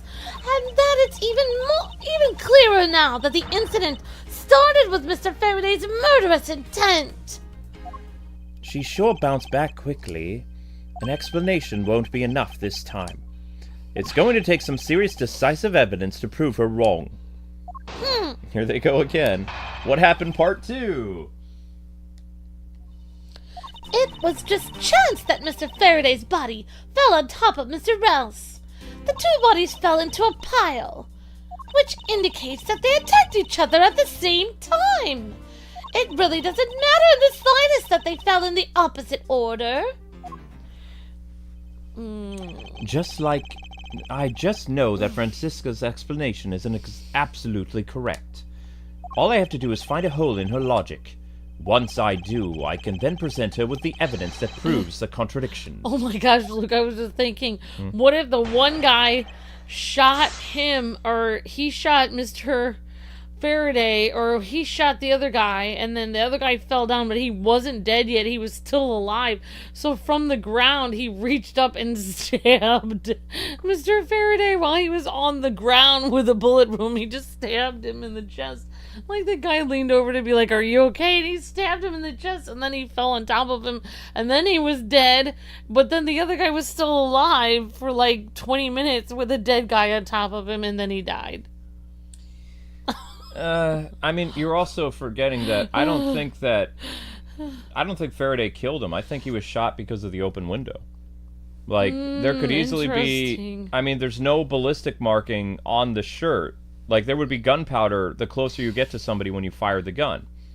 It would leave that trace. You have to shoot somebody from very far away to not leave, like, a burn mark. Oh, wow. So someone could have shot him from the window. Somebody could shot him from outside across the roof or something like that because the window is open. There are bars on it, but, you know, the window's open, I believe. Yeah. That's what I'm thinking. That makes sense. It was just chance that Mr. Faraday's body fell on top of Mr. Rell's. Hold it! Objection! Huh? Pressing someone's testimony in order to gain some time to think? You're a real one-trick pony, aren't you, Miles? It's too bad. Your trick only works on fools. Wasn't my intent. Oh, blast. I simply wish for more details as to how Mr. Faraday ended up on top of Mr. Rell. Huh? Someone's impatient. I was just about to explain everything to you, of course. So, do you think you could hold on for 1 minute, Miles? Psh! Ah! My beautiful face! Francisca, I'll make you a deal. I'll hold on if you hold on that whip of yours. Oh! I'll hold on to it, all right, as I whip you. No, this is a terrible idea. Ah! Well, now that you've quieted down a bit, I'd like to continue if you don't mind. Oh, I mind terribly. The two bodies fell into a pile. Hold it! Hold it!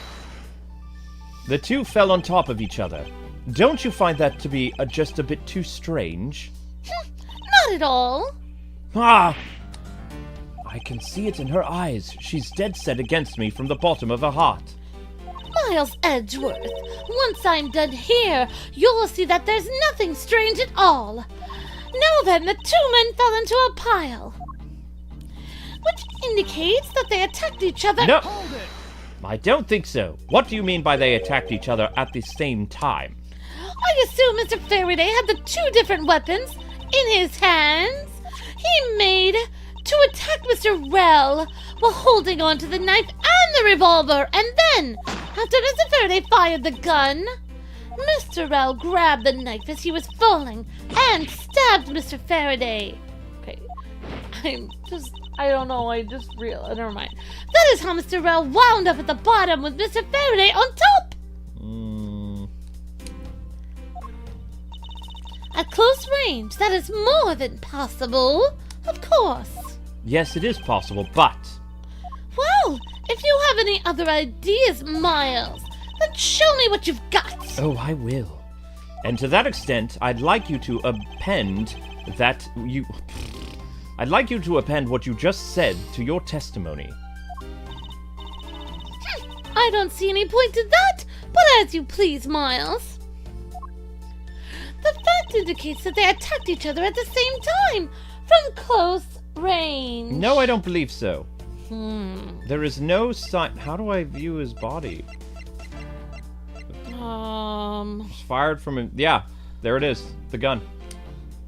Objection! No, dear sister. So you believe they killed each other at close range? Sorry, but that's impossible. Just as it is written in the crime scene notes. The firing of the handgun did not leave gunpowder burns on Mr. Rail's clothes. Therefore, Mr. Rail and the gun must have been separated by a distance of at least 2 or 3 yards. Ah! Yes, this is by far the most biggest contradiction. The two bodies are piled up on each other, yet the gun was fired from a distance. And with there being no chance that Mr. Rell moved that far being shot, that leaves only one possible explanation. What a completely foolish line! A foolish thought from a thoroughly foolish fool! You like to say that word a lot, dear sister. I'm not right! No. Then who was it that made the first move? With intent to kill, huh? Who? The person that attacked first with murderous intent, that would be Mr. Rail. Mr. Rail, of course. You know, your foolishly foolish, foolhardy idea is making me feel just as foolish as you. The murder weapons used in this case were taken straight from Mr. Faraday's bag. The fact that Mr. Faraday had items that could be used to kill in his possession is something Mr. Rell wouldn't have known. Ah! Oh dear. Well, she's right, of course. Mr. Rell wouldn't have known what was inside Mr. Faraday's bag. I have to rethink this carefully. The person that attacked first with murderous intent would be... You try, Amber. Well, you said there was somebody far away. Maybe there was a third person. Ah, yes, the mysterious third person. Okay. I don't know. Here in this room, Yes? contradictions appear no matter which man we claim first attacked. Thus, there can only be one explanation. There was a third person here. Ah! It was that third person who killed both Mr. Faraday and Mr. Rell, and set their bodies up to make it look like a double murder. That third person is the real culprit. What? Miles Edgeworth, there's just one thing you're missing. Evidence correct? Exactly. Everything you've said up till now is nothing but a story played out in your little head. However, that is where the real test begins. Psh. Can you prove that there was a third person involved in this crime? Of course. And a third person was truly here, that would resolve the glaring contradiction. The proof that this has all been set up made to look like they killed one another. I'll present it and lay bare the final piece of the puzzle that's not yet in place. What is the piece of evidence that proves there's a third person involved? Well, maybe there's a couple weird things, like Okay. maybe they took that bag of blood to, like, forge a crime scene or something. Or the gun could have been, like, I think the gun is the really weird thing because it was obviously planted in his hand. Like, because he's obviously not right-handed. He's left-handed. And I am not right-handed. Yes. I think the gun is the most weird thing. That's my personal opinion. I think it doesn't fit. So somebody obviously put the gun in his hand. There's no way he would. He's holding it in the wrong hand. So you want to present the murder weapon? Yeah, I think I would. Okay, honey. All right, Amber suggests we use the firearm. So let's try it. Take that! The gun in Mr. Faraday's hand and the plastic bag with his blood on it. These two items point to the presence of a third person. How so, Miles? Recall Detective Gumshoe's testimony. I was in the hallway the whole time, but I didn't hear a single peep or a struggle. If there wasn't a struggle in this room, then there shouldn't be any plastic bags on the ground, meaning that someone else must have deliberately scattered them around.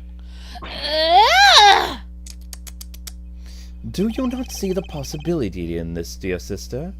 Disregarding the gun for a moment, there's a higher probability of blood splatter when a knife is used on a person. If the culprit held the knife with a plastic bag around it, they could have used the bag to catch any blood splatter from then when they withdrew the knife. What?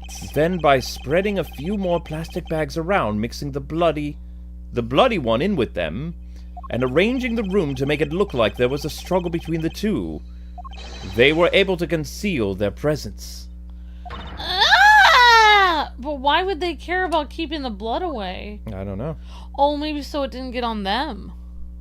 Maybe. Okay, I don't feel like I should be knowing how to commit a murder here. Looks like we've still got a long way to go in this investigation. You're saying if you stab someone and you have a plastic bag around the knife, you can keep from getting blood on yourself? That's disturbing. I wish I did not know this. I don't know. I don't know. Alright, I'm ready to continue. Oh my gosh. I think it would be hard to stab somebody with a How would you bag put a around it. plastic bag around it? Wouldn't you slip the knife? I don't know. I Because it would don't be slippery. want to test that theory. This is getting weird. Yes. What? Why is everyone here now? The judge is here. What the heck's up with you, pal? Mr. Bad, I advise you to place Detective Gumshoe under arrest. Huh? What? Hey! What did he do? What's the meaning of this? Ha-ha! Looks like you're not man enough to discipline your own subordinates. Don't you dare! The detective claims he was there, standing in front of the door the entire time. But I have it on good authority that it was all a giant lie. What? Miss Yu, I ask that you please explain that last statement, please. I'll let his honor explain it himself. I saw it with my own eyes, I tell you. During the recess, there was a period of time when there was no one in the hallway. What? See, Mr. Bad? So I ask you, why would a detective who was supposedly doing his job the whole time want to fabricate such a lie? Gumshoe, did you kill Faraday? No! Of course not, sir! It would appear that the one who set this whole crime scene up is that detective, which basically renders his testimony a complete lie and wholly invalid. It looks like your perfect logic has just come tumbling down, Miles Edgeworth. I was in the hallway the whole time, but I didn't hear a single peep of struggle.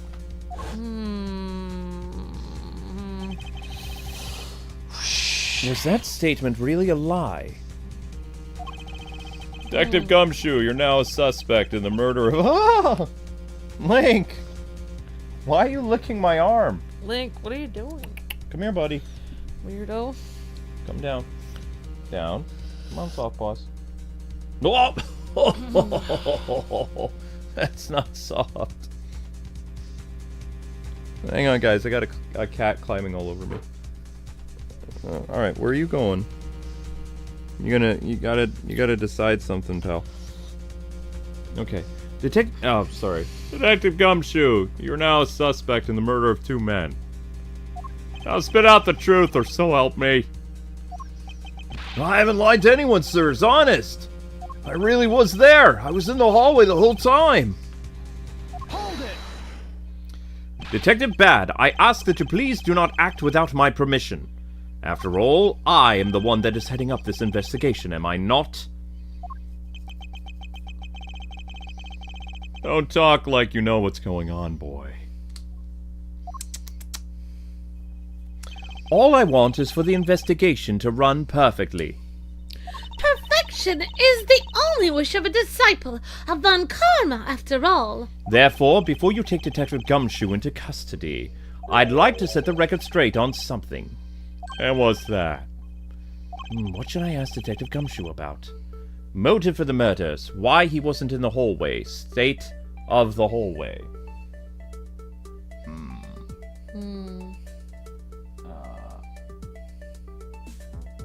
Mysterious third person, Gumshoe?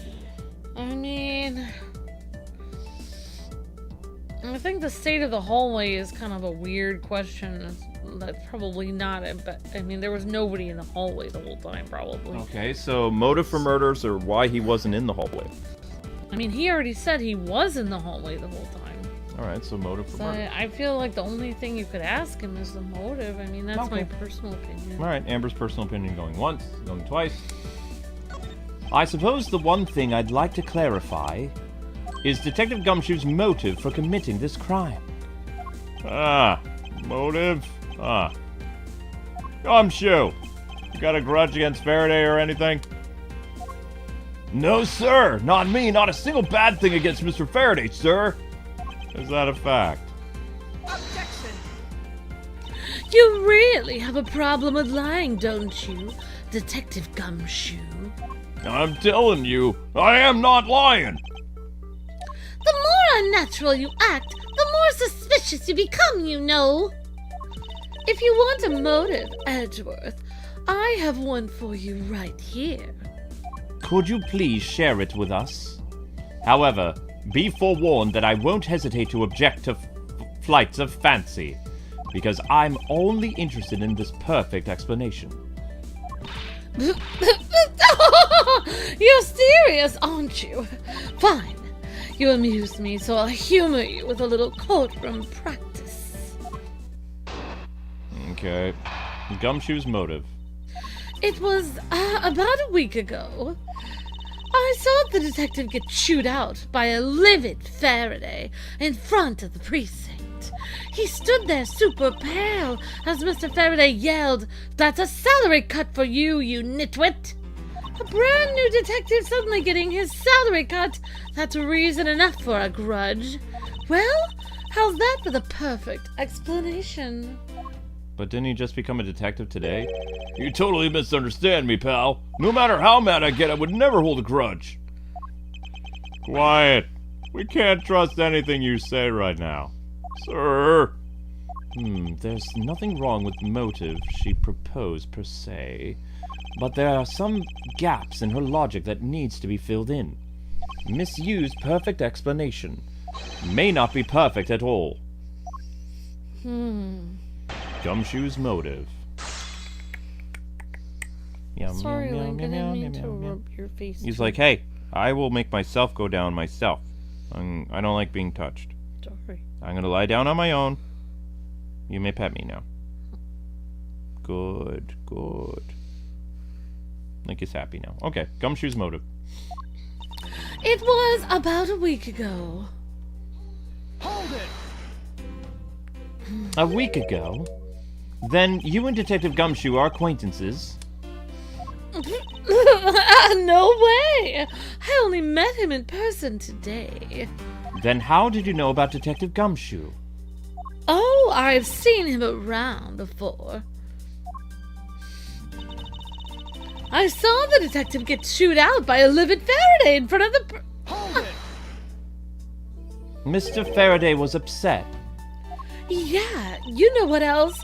Mr. Faraday isn't exactly known to get angry often. But there he was, totally beat red in the face! And the offending detective just stood there, pale as a ghost, like he was about to die. Just like the face he's making right now! Oh, I'm completely innocent, I tell you. The poor man.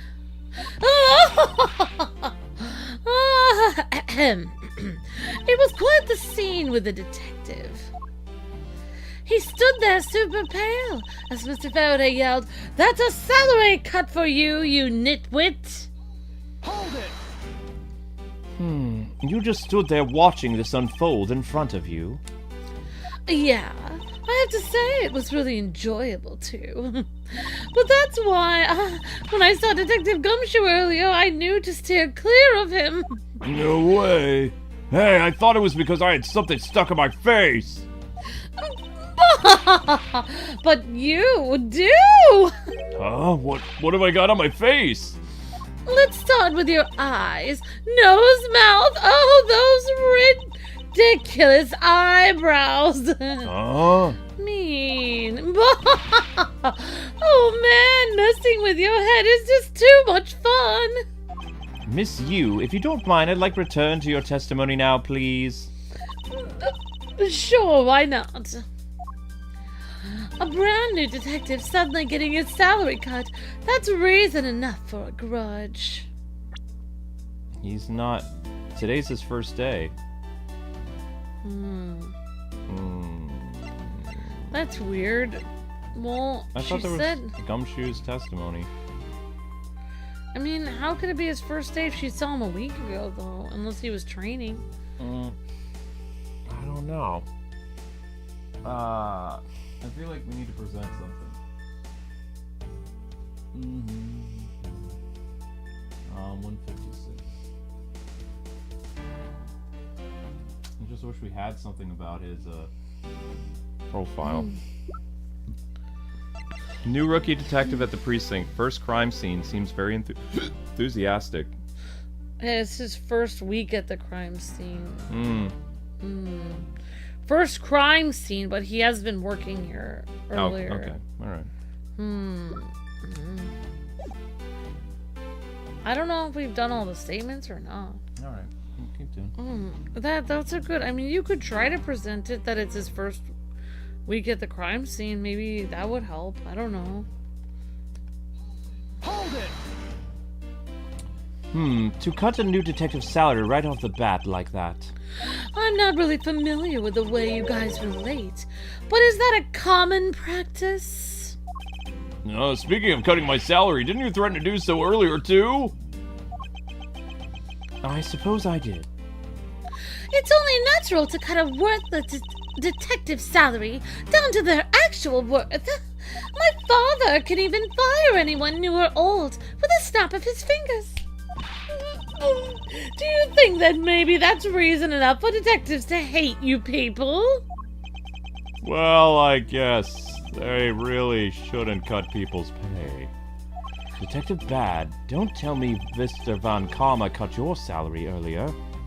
Probably. Oh, wow. Well, how's that for a perfect explanation? You call your explanation perfect? Oh, is it not to your liking? Bye, boy. Sorry, I petted him too hard. He's fine. Unfortunately for you, it's just not up to my standards. Oh, is there something you want me to clarify? In that case... What should I do? Should I raise an objection? Yes.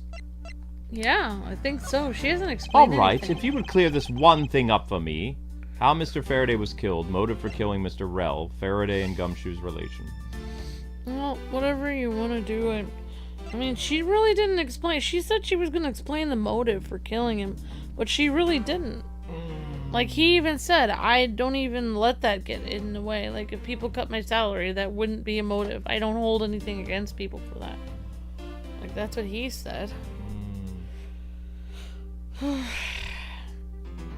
mean, I don't know, whatever you think. You choose. I think it's the motive. Because she didn't explain it. I mean, we don't even know how Faraday was killed. So it has to be one of these two. Okay. Faraday and Gumshoe's relationship or the motive. We could do Faraday and Gumshoe's relationship if you want to, but I don't know. I think we should do... She didn't explain her whole point, because he needs a motive for killing him before he can be arrested. So I'm gonna go on that one. I understand Detective Gumshoe's potential motive for killing Mr. Faraday. However, how about his motive for killing Mr. Rell? Oh, for Mr. Rell. Oh, I misread that. His motive for killing Rell? Like I would know. If there was no clear motive for both of the murders, then I doubt this incident would have occurred. Wouldn't you agree? Oh, that's a good point.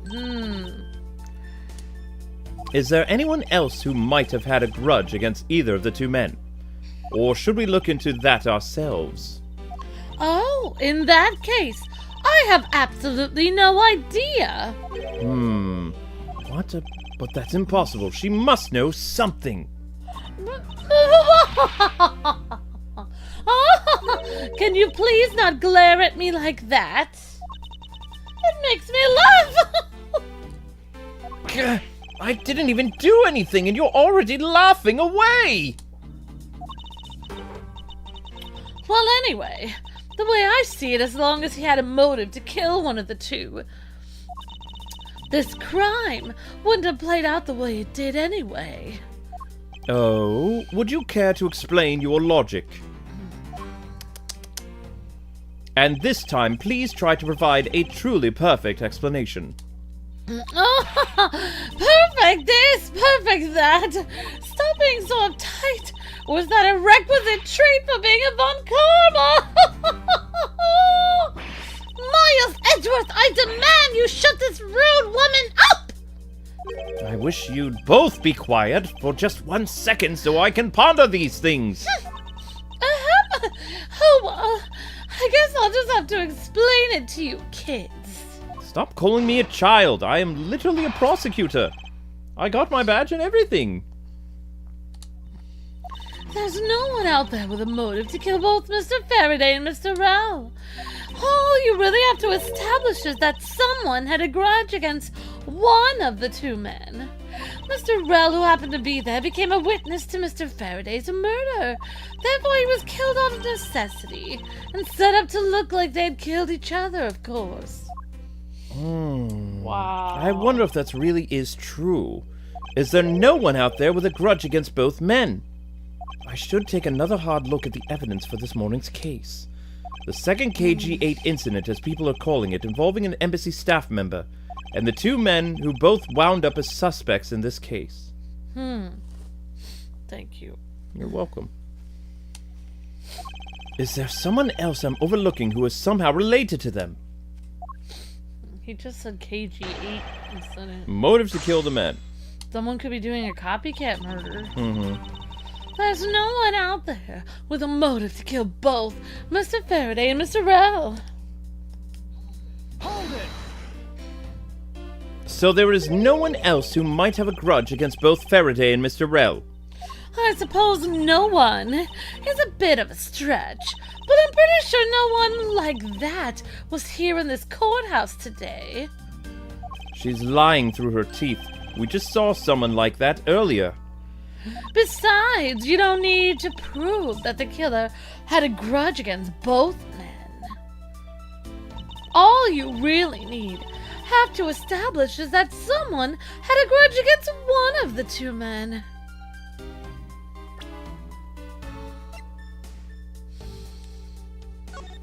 Let me see. Why? Was that her mom or sister that was murdered? Victim, Mrs. They both last name is Yu. Yu. Oh my gosh. That's weird. And that Manny guy was here at the court today too. So how do we? Are you really here to establish that both men had a grudge against one of the two men? We'll keep going. You could, yeah. Or what about, she said, what was the other statement that There's she no said? one out there that has a motive to kill both Faraday and Mr. Rell. Yeah, maybe you could try that, what you were just trying to do. Whoops. Hold it! Oh. I didn't mean to do that. I meant to hit present. Oh, you really have to establish that someone had a grudge against one of them. There's no one out there that had a motive. Yeah, Luke, maybe you try your idea. Objection! Music has stopped. I'm right on the mark. Miss Yu, I believe there's someone you overlooked in making your statement. Or rather, is it because you'd rather not bring this person up? What do you mean? We are looking for someone with a reason to kill both Mr. Faraday and Mr. Rell. I can think of at least one person that fits the bill. He was the suspect in the original KG8 incident, and a member of the embassy staff, Mr. Manny.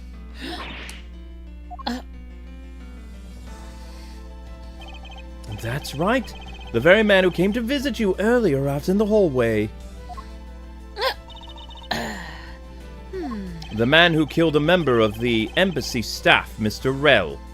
And the man who was held the lead prosecutor of the KG8 incident, Mr. Faraday. Are you telling me that Mr. Cochin...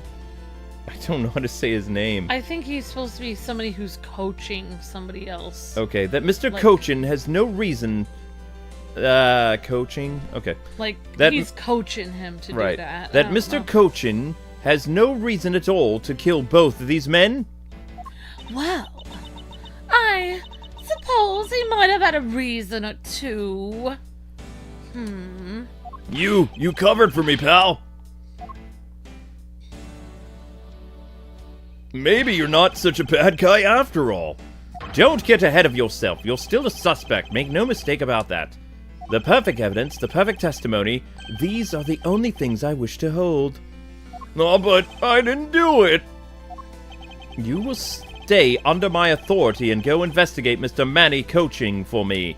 And remember, I will not be very forgiving should any of this leak out.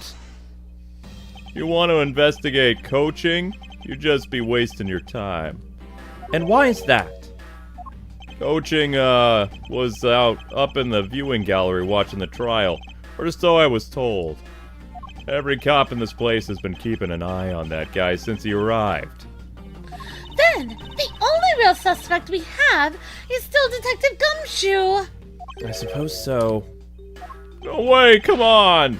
Detective Bad, you gotta believe me! I really was in the hallway the whole time, sir! I never took a single step into the room! Alright, okay, then you're saying there was someone else who passed through the hallway. No, there was no one else, sir.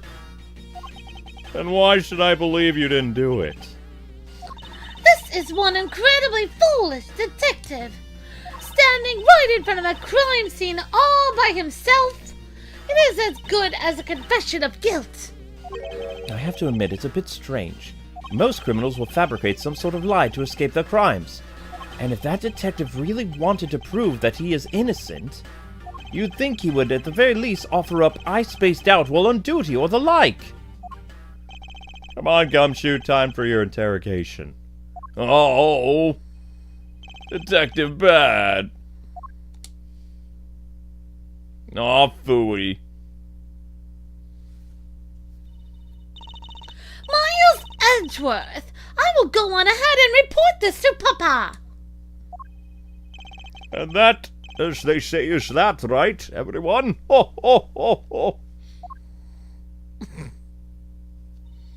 Well, I suppose we should both be getting back to our real jobs, huh? Before we do, Miss Yu, there is something I'd like to ask of you about. What is it? Always laughing at me. So, what do you want to ask me about? The current case of the murdered embassy staff member. I've heard that the people have begun calling it the second KG8 incident. Only among you law enforcement types. And what about it? I'd like for you to tell me everything you know about the original KG8 incident. I'm afraid I can't help you. I don't know anything beyond what's reported in the papers. No, I believe you know much, much more, since you are directly tied to the KG8 incident. Huh? I'd appreciate it if you stop with the false accusations. Baseless outbursts are useless, both inside and outside the courtroom, don't you know? I do, but I also know that I do have a leg to stand on here. Stop it! Stop it right now! Think you can stop making that ultra-serious face in front of me? Ultra serious? This is my normal face. Gah! If you could please stop laughing for just 1 second. I'm not going to make any headway like this. I'm just going to have to show her. exactly how related to the KG8 incident she really is. Take that! Oh, wow. Miss Yu! I believe that I have proof of your connection to the KG8 incident. That file is your proof? Very well then. Why don't you tell me exactly how I'm related to the incident? Through the victim. Your connection to the KG8 incident is through the victim. The victim's name is, Says a you. Says a you. You will note that she has the same last name as you. Can you really tell me, with a straight face, that you are not related to this case?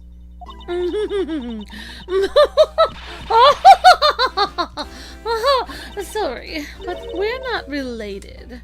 What? Just kidding! You asked that question with such a serious look on your face. I couldn't help but... No. Miss Yu, I ask that you please tell me the truth. All right, I'll tell you everything I know. Alright, KG8 Incident. 211. KG8 Incident. Oh, Luke, that was good that you recognized that she was related to that person. Oh, look, she has the scales of justice as her earrings. Because she's a prosecutor. She's also... No, she's not a prosecutor. She's a defense attorney. Oh, defense. Yeah. As you... Whoops. As you guessed, the one who reported the smuggling activities of the Amano group was my sister, Sezayu. As I thought. And she was killed right before she was to testify at the impending trial by Manny Cochin. But because he was tried once and was acquitted, he gets to live out the rest of his cushy life, completely carefree. All because of a lack of evidence. No, I heard the evidence to convict him did exist. What? I heard it from Mr. Faraday himself after Mr. Cochin's trial was over. Apparently, Man in Black made up with the most important piece of evidence. What? Then the evidence has been tampered with. Isn't it just like a criminal to do something like that? The smuggling ring being run out of the Amano group by one of its secretaries. They bailed Mr. Cochin out. Turns out they were in league with each other all along. How big was the smuggling ring? Was it large? A very large operation? I don't really know. Which is why I wanted to become the lead defense on this case that people are calling the second KG8 incident. But I haven't learned anything new at all. I was probably expecting too much. I know. You mean you think this case has nothing to do with the smuggling ring? I don't know what to think. Why did Mr. Coaching want to meet with you earlier? Actually, he came to watch the trial.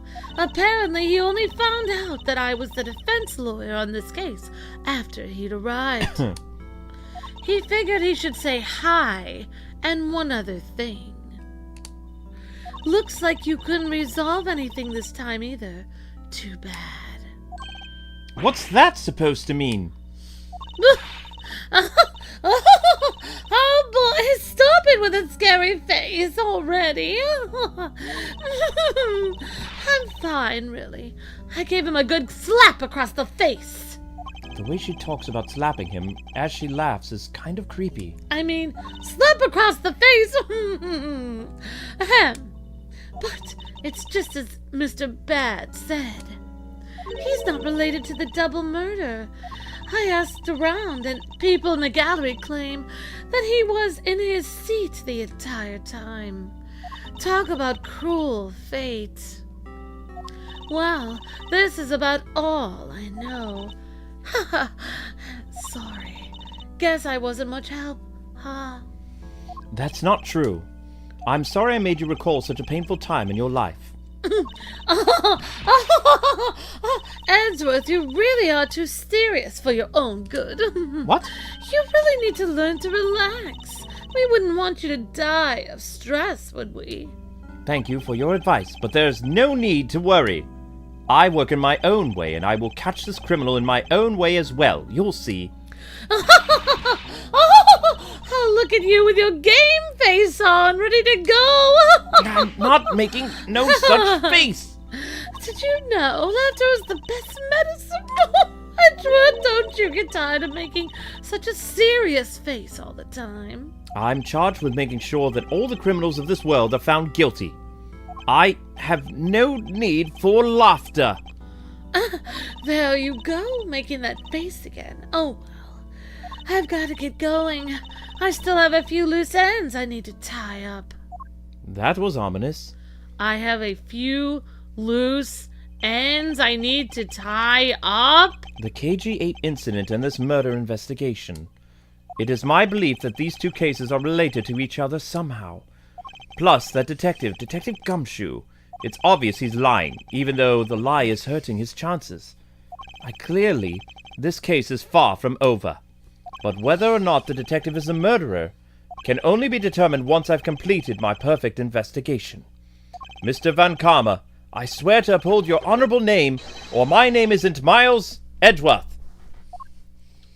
That sounds like she killed him when she said, I need to tie up loose ends. Mm-hmm. Either she killed him, or Mr. Bad did it, or that guy hired somebody to kill both of them. Or Cochin killed them, yeah. Yeah, I think Manny Cochin did make sure somebody... Or that's not even the real Manny Cochin. Right. Double. One sec.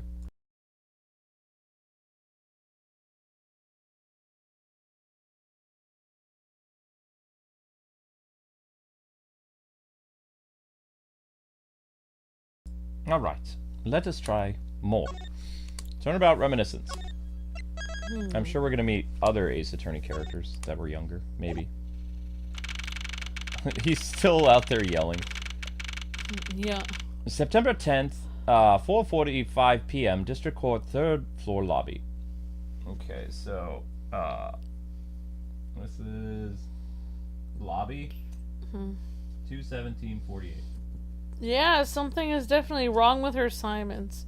She likes laughing a lot. Even when he was talking about her dead sister, she started laughing. Yeah, that was a little disturbing. Weird. Yeah. Sir, what is to become of the trial into the embassy staff member's murder? Cadopian? I don't even want to. I can't say it in a British accent. Okay. It sound like copium or something. I can't do it. What has become of the trial into the embassy staff member's murder? Indeed, since both the suspect and the prosecutor are now dead, the case will be dismissed. In other words, the trial ends here permanently. Looks like you'll have to wait just a little bit longer for your big debut, Miles. I suppose it can't be helped. The evidence for this trial will be transferred to you in a little while. Sir, what do you think about the murder of the embassy staff member? And the murders of Mr. Faraday and Mr. Rell? What an outrageous circus it's all become. That Faraday brought it all upon himself with his naivety. An outrageous circus, right, sir? I grow weary of this topic, Edgeworth. I will have you assigned to a different case. Papa! You'll come and watch my courtroom debut next, won't you? I'll consider it, child. Sir, if I may, please allow me to continue with my investigation. Whatever for? I know that there's already a suspect in the murder of Mr. Faraday and Mr. Rell. However, there is not enough evidence to prove that it was him who committed the crime. I'd like to continue with the investigation in order to find the perfect proof of his guilt. The perfect proof? Don't make me laugh. A worthless person like you has no right to claim such a thing as perfection. Oh my gosh! But sir... Papa? Who do you think is the real culprit behind these murders? Miles and I, we were competing to see who can find the real killer first. Notice how he's grabbing his arm? That's where he was shot, remember? Like, when he gets stressed, he always touches his injury. That's where Miles' dad killed him, or shot him. That's where Miles' dad shot him, yeah. Yep. Wow. Plus, being able to investigate a real crime scene is a really rare opportunity. It would give us some real-life experience. Wouldn't you agree, Papa? Huh! If you want to investigate the case that much, then do as you wish. Then you're allowing us to continue? In court, your top priority is to win, and a solid investigation is one of the keys to winning. We have to make sure you become recognized as first-rate prosecutor, don't we? It wouldn't be very interesting otherwise. What? I'm returning home now. Edgeworth, Francisca, see to it that I'm not disturbed, save for the results of your competition. Yes, sir. Of course, Papa. What do you mean it wouldn't be interesting otherwise? His whole goal is to make him a prosecutor to basically rub it into for his father. His father was the defense attorney. So he's doing everything he can to change Miles to be a prosecutor. Just think of it this way. Miles was brought up as a Jedi, and Von Karma is a Sith. So the greatest revenge against a Jedi is to take your son or pupil and turn them to the dark side. Isn't that what happened with that one game we played? Yup. Where that Jedi... The Force Unleashed, yes. Yeah, where basically Vader trained him to be a Sith. Yep. Francisca, thank you. What are you thanking me for, Miles? Your logic earlier was built on that scruffy detective's lie. That means that the competition is still on. Yes, just as you have wished. I couldn't let you get off so easily. Now then, let us see how well you fare on the investigation from here, Miles Edgeworth. I know I don't have enough information yet. So my first order of business will be to question anyone involved with this case. I have to say that Francisca is really mean but very cute at the same time. She has a brother complex, but, like, also she also wants, like, even though her dad, like, she is the blood relative of her father, his favorite is Miles. Like, Miles is his, like, pet project, so she lives in the shadow of Miles. And Wow. she's not liked him, but she loves him at the same time. She's a very complex character. She wants her father's approval more than anything, and he only looks at Miles because he's on a mission to take Miles' sense of justice, which Miles grew up wanting to be a defendant, like, or a defender like his father. Even that, like, classroom case where Miles defended Phoenix Wright and inspired Phoenix to become a defense attorney. Yeah. That was all Miles doing. So Miles has been turned to the side of prosecutor to prosecute criminals instead of trying to defend people. Yeah. So, like, you know, Von Karma gets a kick out of seeing, like, Miles go on this completely different journey. And then even afterwards, Miles ends up becoming a prosecutor that will work with Phoenix in order to find the truth. Yeah. Whereas before, he'll do whatever it takes to take down criminals, no matter what. Innocent or guilty, he doesn't care. Yeah. Okay, well. It's like Francisca was raised by a mean dad, but she kind of has a sort of kind heart in a way. A little bit. She's not as mean as her dad. Mm-hmm. Whoa, we're having some... Come on, Nintendo Switch. What's going on? Sir, nothing to report, sir. Is there no one who will make this man take responsibility for his actions on the job? Here you go, Amber. Oh, OH was saying technically it was Miles when he threw a gun inside the elevator, which the gun fired the bullet at Manfred's arm. Oh, that's right. You're That's right. true. Yeah. You're right, OH. So it actually wasn't Miles' dad that shot him. It was Miles that did. So I got the case a little bit messed up. Like, yeah. Which is why he frames Miles for murder later. Anyway, you're Francisca. Oh, wow. And it's even more complex when Francisca actually worked with Phoenix as a defense attorney, but changed her mind and she hates Phoenix for his methods. Interesting. Miss Deanna. Looks like we have no choice but to report this to Papa. Then this guard can have fun in a waking nightmare after being awakened from his dream.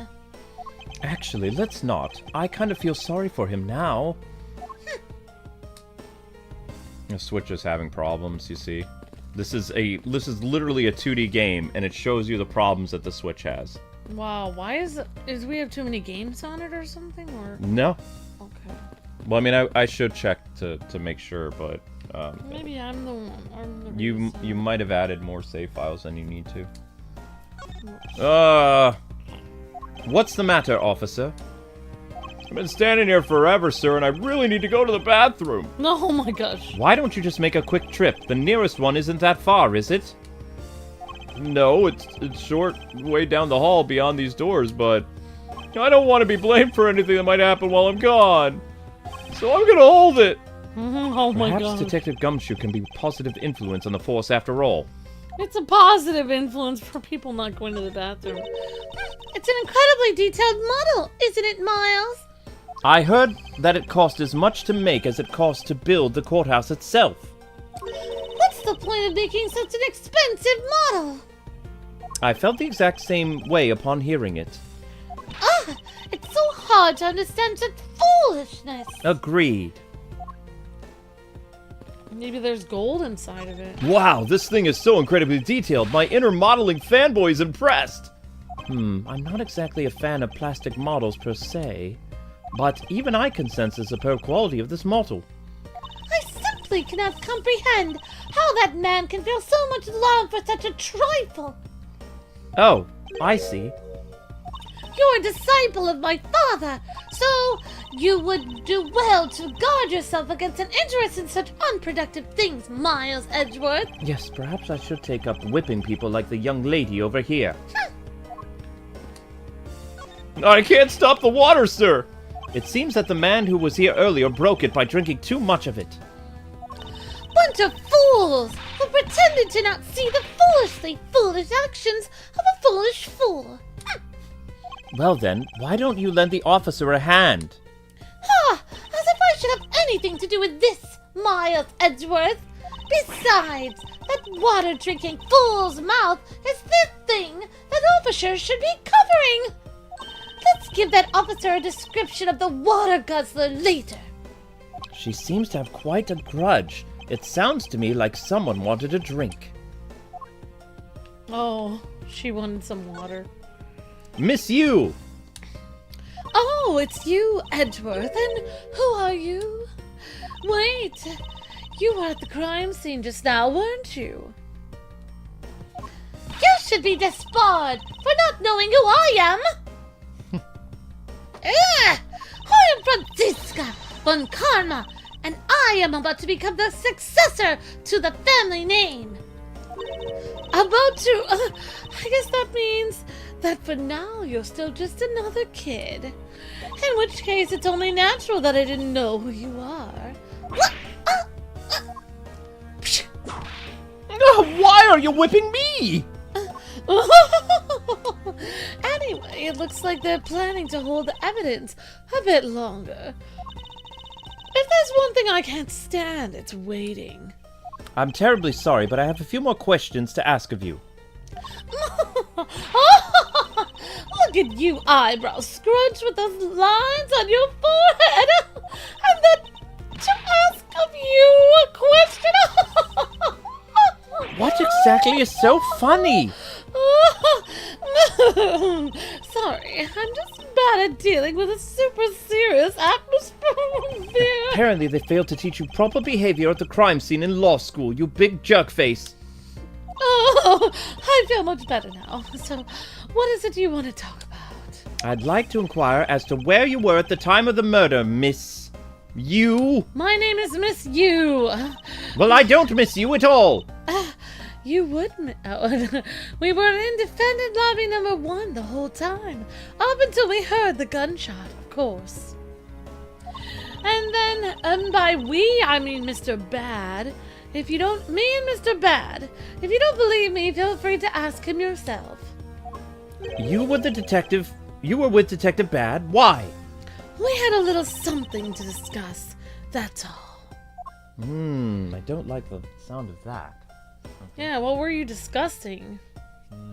What was the discussion about? Everyone, 2:30. Psychological problems, says Simons. I mean, she's making fun of Edgeworth for being too serious, but literally, I was at jury duty and literally no one laughed the whole time. I was there for almost 8 hours. And literally we were there, it was hot, people were sweating, we couldn't leave to get food. Everyone was just sitting there in silence and no one laughed the whole time because there were literally people on trial that were gonna go to jail for certain crimes, and like nobody wanted to laugh because like they would have seemed, you know, it would have seemed so inappropriate. So like it actually, I mean, she's the weird one. It's actually not good to laugh. Like people are literally going to jail for murder or for stealing stuff. The courtroom, I mean, I finally, after going to jury duty once, I realized the courtroom is not, I don't know if I could work there because it's so serious. It's more serious than a bank. Very serious. Nobody laughs there. Everyone is just, you know, completely like, if you would laugh in a courtroom, people would just glare at you until you like shrunk into the corner because like you should not laugh. That area. No laughing in the courtroom. That's right. See, Edgeworth actually knows what he's doing. See, even the guards are nervous to laugh. They're trying to be serious. She's the weird one. Yep. I'm just setting up a screen. Also, we're gonna have to push a short, I believe. The short I would like to push, honey, is wow, some other shorts are actually being watched. That's good. Wow.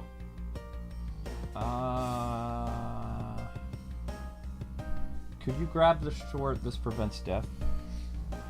Okay.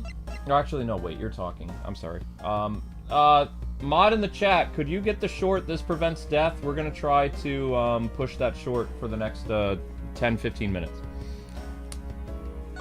So I take it that you are acquaintances with Detective Bad, then?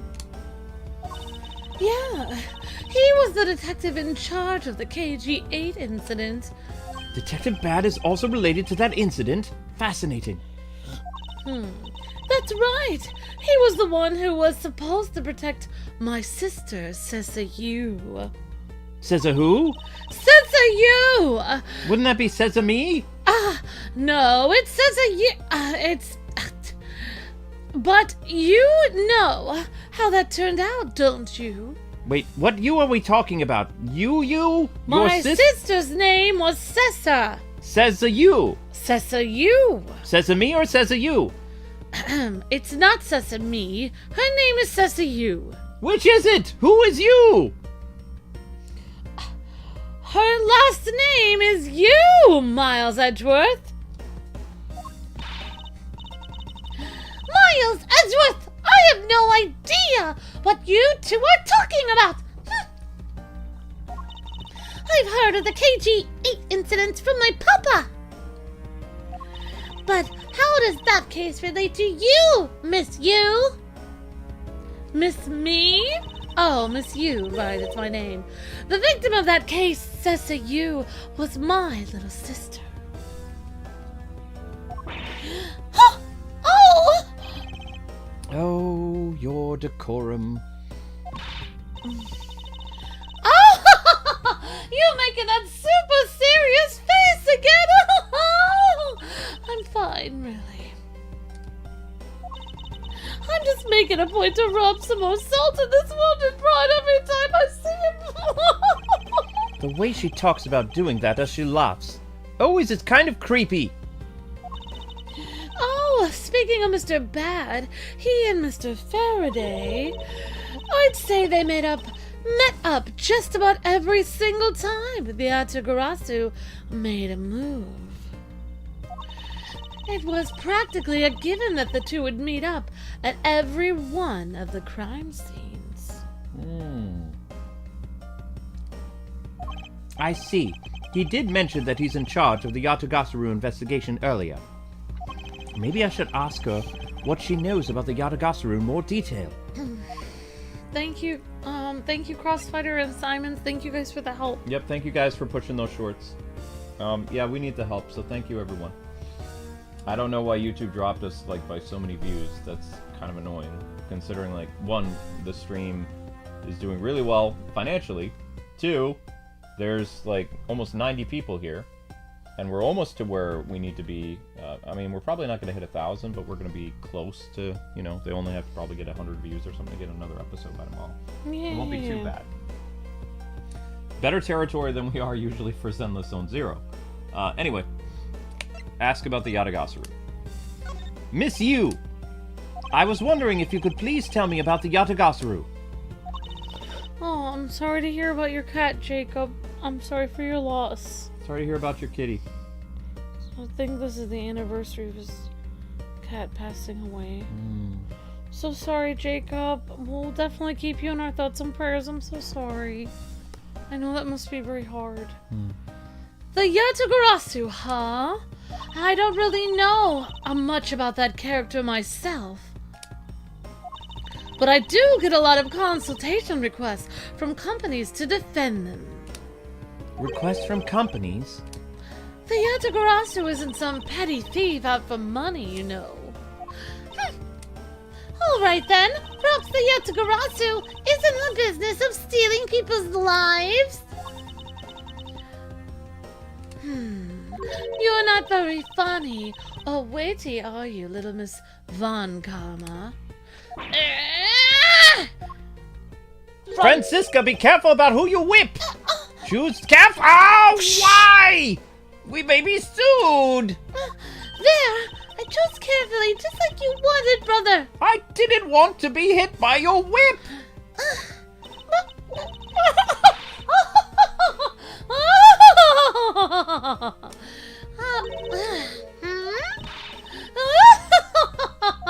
That just now was hilarious, little missy! Of course it was. I failed to see the humor in being whipped by this young girl! What is wrong with these two women? Why does my pain give them such delight? And? So in the end, what is the Yatagarasu anyway? I have to say, I have never even heard of this thief when I was in Germany. The Yatagarasu deals in information, namely in digging up dirt about backroom dealings and the like of companies. The Yatagarasu is a vigilante who steals such info and then makes it public for all to see. Vigilante or not, this person sounds like they're just another criminal to me. I suppose you could put it that way too. But either way, I get a lot more clients now, thanks to that thief. Sounds like Miss Yu is profiting nicely. Time of the murder. You claim that the time of the murder you were with Detective Bad. But don't you lawyers usually discuss the trial with your clients during a recess? We do, and that's what I was planning to do. But Mr. Faraday was being rather threatening, and he dragged Mr. Rell away. After that, Mr. Bad came into lobby number 1, so we just stayed there and talked.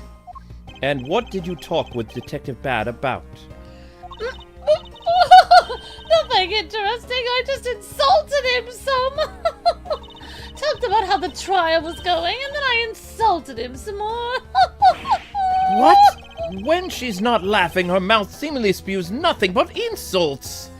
Anyway, Mr. Bad and I were in Defendant Lobby number 1 when the murders occurred, so I really can't tell you anything about the hallway or lobby number 2.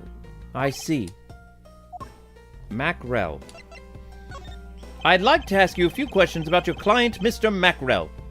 Now your client's first claim to be the Yatagarasu, is that correct? Yeah. Once I heard that it was the Yatagarasu that had made off with the evidence from KG8, I began to ask Mr. Rell all sorts of questions, but to no avail. Turns out Mr. Rell was not the Yatagarasu. He had just made that up. He made it up? Mr. Rell's crime was caught on tape by the security cameras, but there's no footage of him sneaking into the Codopian embassy itself. Hold on for just a second. Then you mean to say that you knew that he was not the real Yatagarasu? And that he was just another cold-blooded killer? And that you were ready to defend him? Yes, that's right. I see. So a defense lawyer is actually just someone whose job is to cover for criminals. That's why defense lawyers are so detestable. But they are no match for us, von Karmas. I don't believe it. You're serious. Why don't you say that face was something really worth being serious about? And Edgeworth, do you remember what I said earlier? I have my own agenda.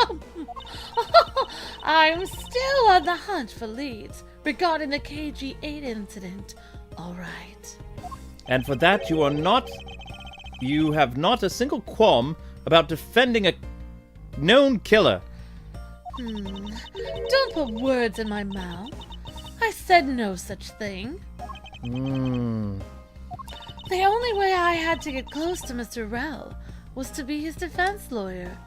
I had no intention of covering for him, ever. So don't you dare suggest I was going to. I'm sorry, forgive my rashness. Oh. I suppose I've gotten all I can out of Miss Yu for now. I should move on and speak with Detective Gumshoe now. Wait, was Mr. Rell the person that killed her sister? No, Oh. Mr. Cochin. Oh, but she knew that guy wasn't good, but she was trying to get close to him anyway. She was using him to get information about the case. Oh, so that's why she tried to be a defense lawyer, so she could try No, to get... she is a defense lawyer. Or yeah, she is a defense lawyer, so she could get close to him, but of course he's dead now, so... She got put on this case because of the connection to the other case. Although usually... They would remove you because you shouldn't have an emotional connection to the case. You shouldn't have any connection to the case. Exactly. They usually remove anybody if they're connected, because you're supposed to... In a court of law, you're supposed to be completely unbiased to the point where you shouldn't have any preconceived notions about the case whatsoever. Correct. Very smart, Amber. Detective Gumshoe. Yeah, hey, it's you, pal. You're here. Hi. Ah, why? As I am, as am I! Ah, you messed up your Francisca! words. Oh! I don't think you need to whip him to let him know that you arrived. Hey, I didn't do it, pal.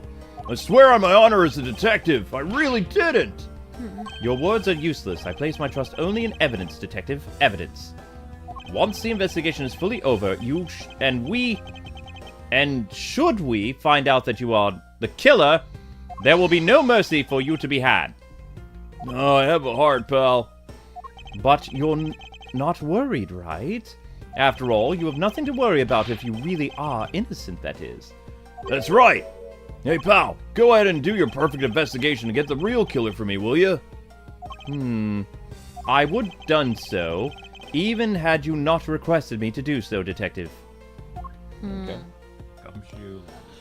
Gumshoe time! Ouch, says Miss Deanna. Yeah, getting hit. Whoa, says Super Smash Brothers.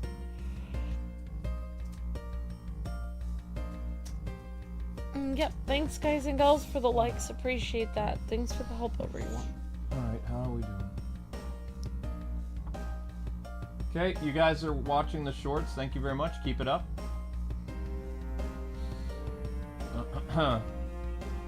Another push for the shorts. We should be okay to end the hour, I think. And then move on to the other hour, which will be the robot game. Motive for murder.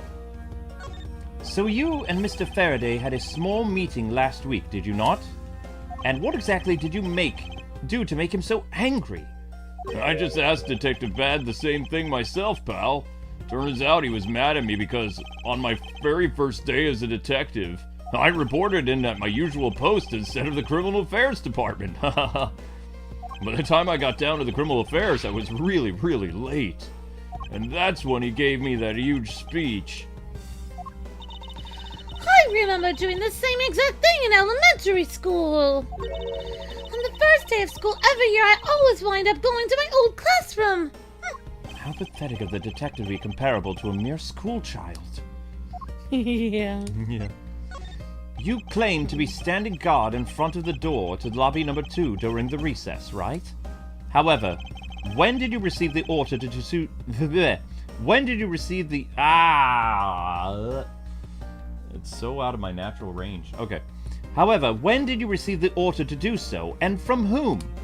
Earlier, around 3:20, from Detective Bad, pal. Today's trial took a really crazy turn, you know? So I was told to make sure nothing happened to Mr. Faraday. And yet, something did happen to him, correct? It looks like it was a total waste of manpower to assign you to guard duty. Oh! Your words sting worse than your whip. So it was Detective Bad who ordered him to stand guard, eh? Next step. Now then, Detective Gumshoe. Is there anything else you'd like to tell me? Nope, not a thing, pal. In that case, allow us to take a look at what you are carrying on your personage. Wait, you can't do that. There's nothing of any particular value here. Well, my handcuffs and badge were confiscated by the Detective Bad, so you know. And what is that open envelope I see sticking out of your coat pocket? Hey, hands off, pal! Just show it to us already! Ouch! Annual bonus check within $5 total, except there's no check inside. You've had your look, now give it back! It's my first bonus as a brand new detective. I just got it and cashed it today. I had literally no cash on me until I did, you know? Oh no. So that envelope is really special to me. Now give it back! You don't need rubbish like this. Don't worry. We'll throw it away for you later. No, how could you? It's a memento. Why did she steal it? Annual bonus. Oh, that's mean. I don't like the Van Karmas. Mean. I'm sorry, but I need to take him in front for questioning now. I think I've asked him just about everything I needed to. No, wait. Since he became suspect, there's one piece of evidence I should reconfirm. Officer, I ask that you wait a second, please. I still have one thing I'd like to reconfirm with Detective Gumshoe. Understood, but please make it brief, sir. Game skipping. I want to hear it from the horse's mouth. I must confirm whether or not his testimony about when the crime occurred is the truth. It's a bookshelf. What is this? Judge's trial exchange log? It appears to be a journal where the various judges share their thoughts and ideas. The real daily lives of judges are laid out here on these pages. Francis. There's nothing about the court in here. It's just page after page of unrelated drivel. Judging by the content, they're very enthusiastic about the courthouse's daily menu. And it would appear that the fried oysters are a favorite. I have no use for such foolishly foolish words from the foolishly foolish crowd. Someone please assure me that there's not the true state of this country's judiciary. Just trying to talk to him. So they're just obsessed about food. I can't talk with him. Alright. They want me to talk to... Maybe we can present somebody. Oh, we have logic, something. don't... No, we have no logic. Let's see. Oh, we can talk to Francisca. Okay. Today's trial. It feels there's a whole backside to this case we're not seeing, Miles. And there we had thought that it was a case where the two men had killed one another. We're lacking in information. And as a Von Karma, I can hardly call this a perfect investigation. Indeed, it is as you say. I can't believe we agree on something. Just what is so revolting about agreeing? Anyway, our first move should be to speak with everyone related to this case. Indeed, even if you had not said it, I was planning to do it so anyway. Ah! What was that lash for? For agreeing with me! Notice how she doesn't hurt Miles when he's older, but as a young man, she constantly abuses him.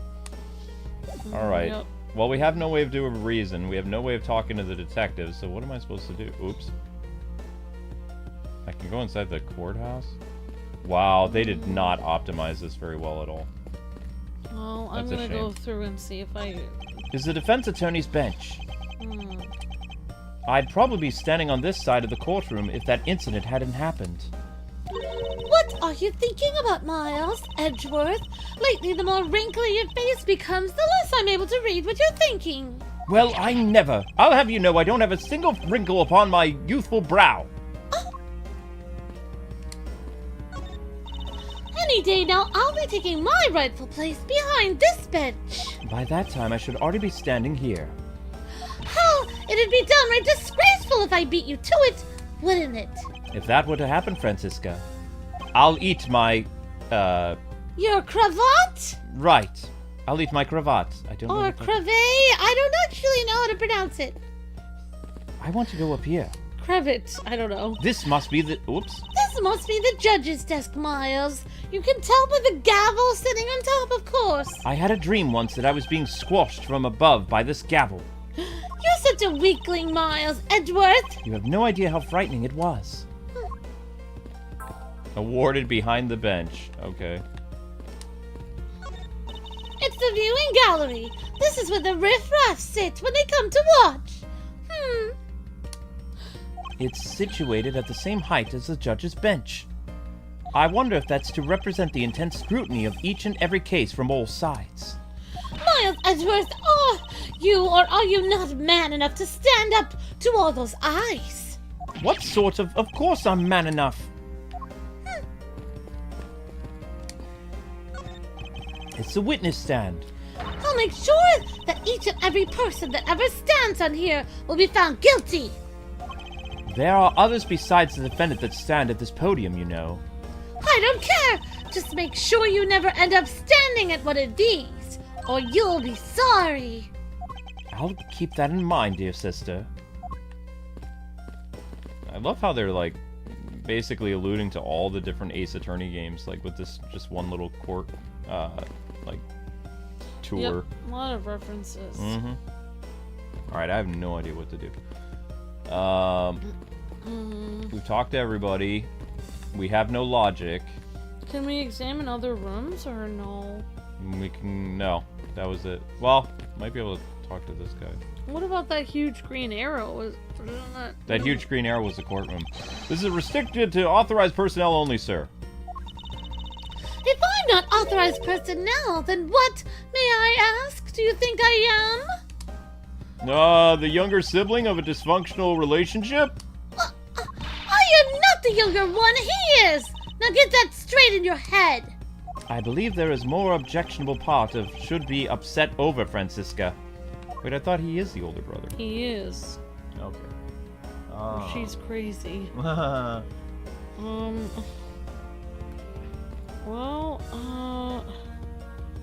we already... We talked to everyone in here. Yeah, we did. I think we should save this quandary for next time. Personally. We're at 2 hours and 54 minutes. I want to get a bowl of cereal before I start my next stream. Sounds good, Luke. Alright, guys. So we're going to end it here for now. And then we'll continue with the courtroom shenanigans next time. We're also going to put, like, Little Ven Karma on the thumbnail. So her younger self will be put on here. Oh, cute. Yeah. So, how this works is if you guys are able to get 1,000 views, we'll do another episode of this tomorrow, same time. This is... we got 930 views after 2 hours and 54 minutes. That's the best we could do.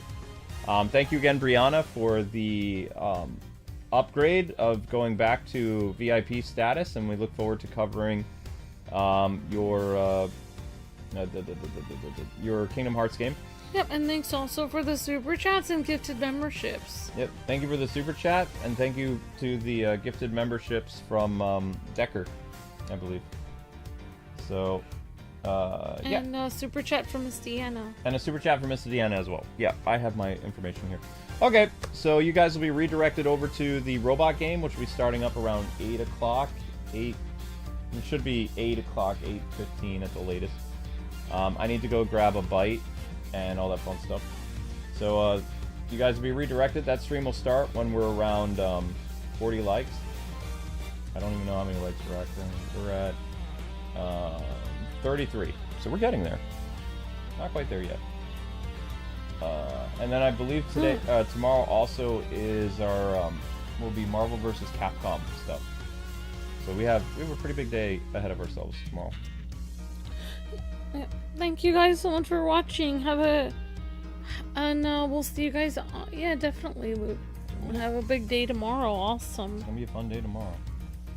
Okay, people. Thanks so much for watching, everybody. We hope you had fun. And 1,000 views is required for the series to continue. Good luck, everybody. You only need less than 100 views. So afterwards, leave a comment. Watch the video for about 5 minutes, and the 70 of you guys here could probably easily get 1,000 views, like pretty easily. All right, guys. See you on the finale of the robot game. God bless. Happy gaming. See ya.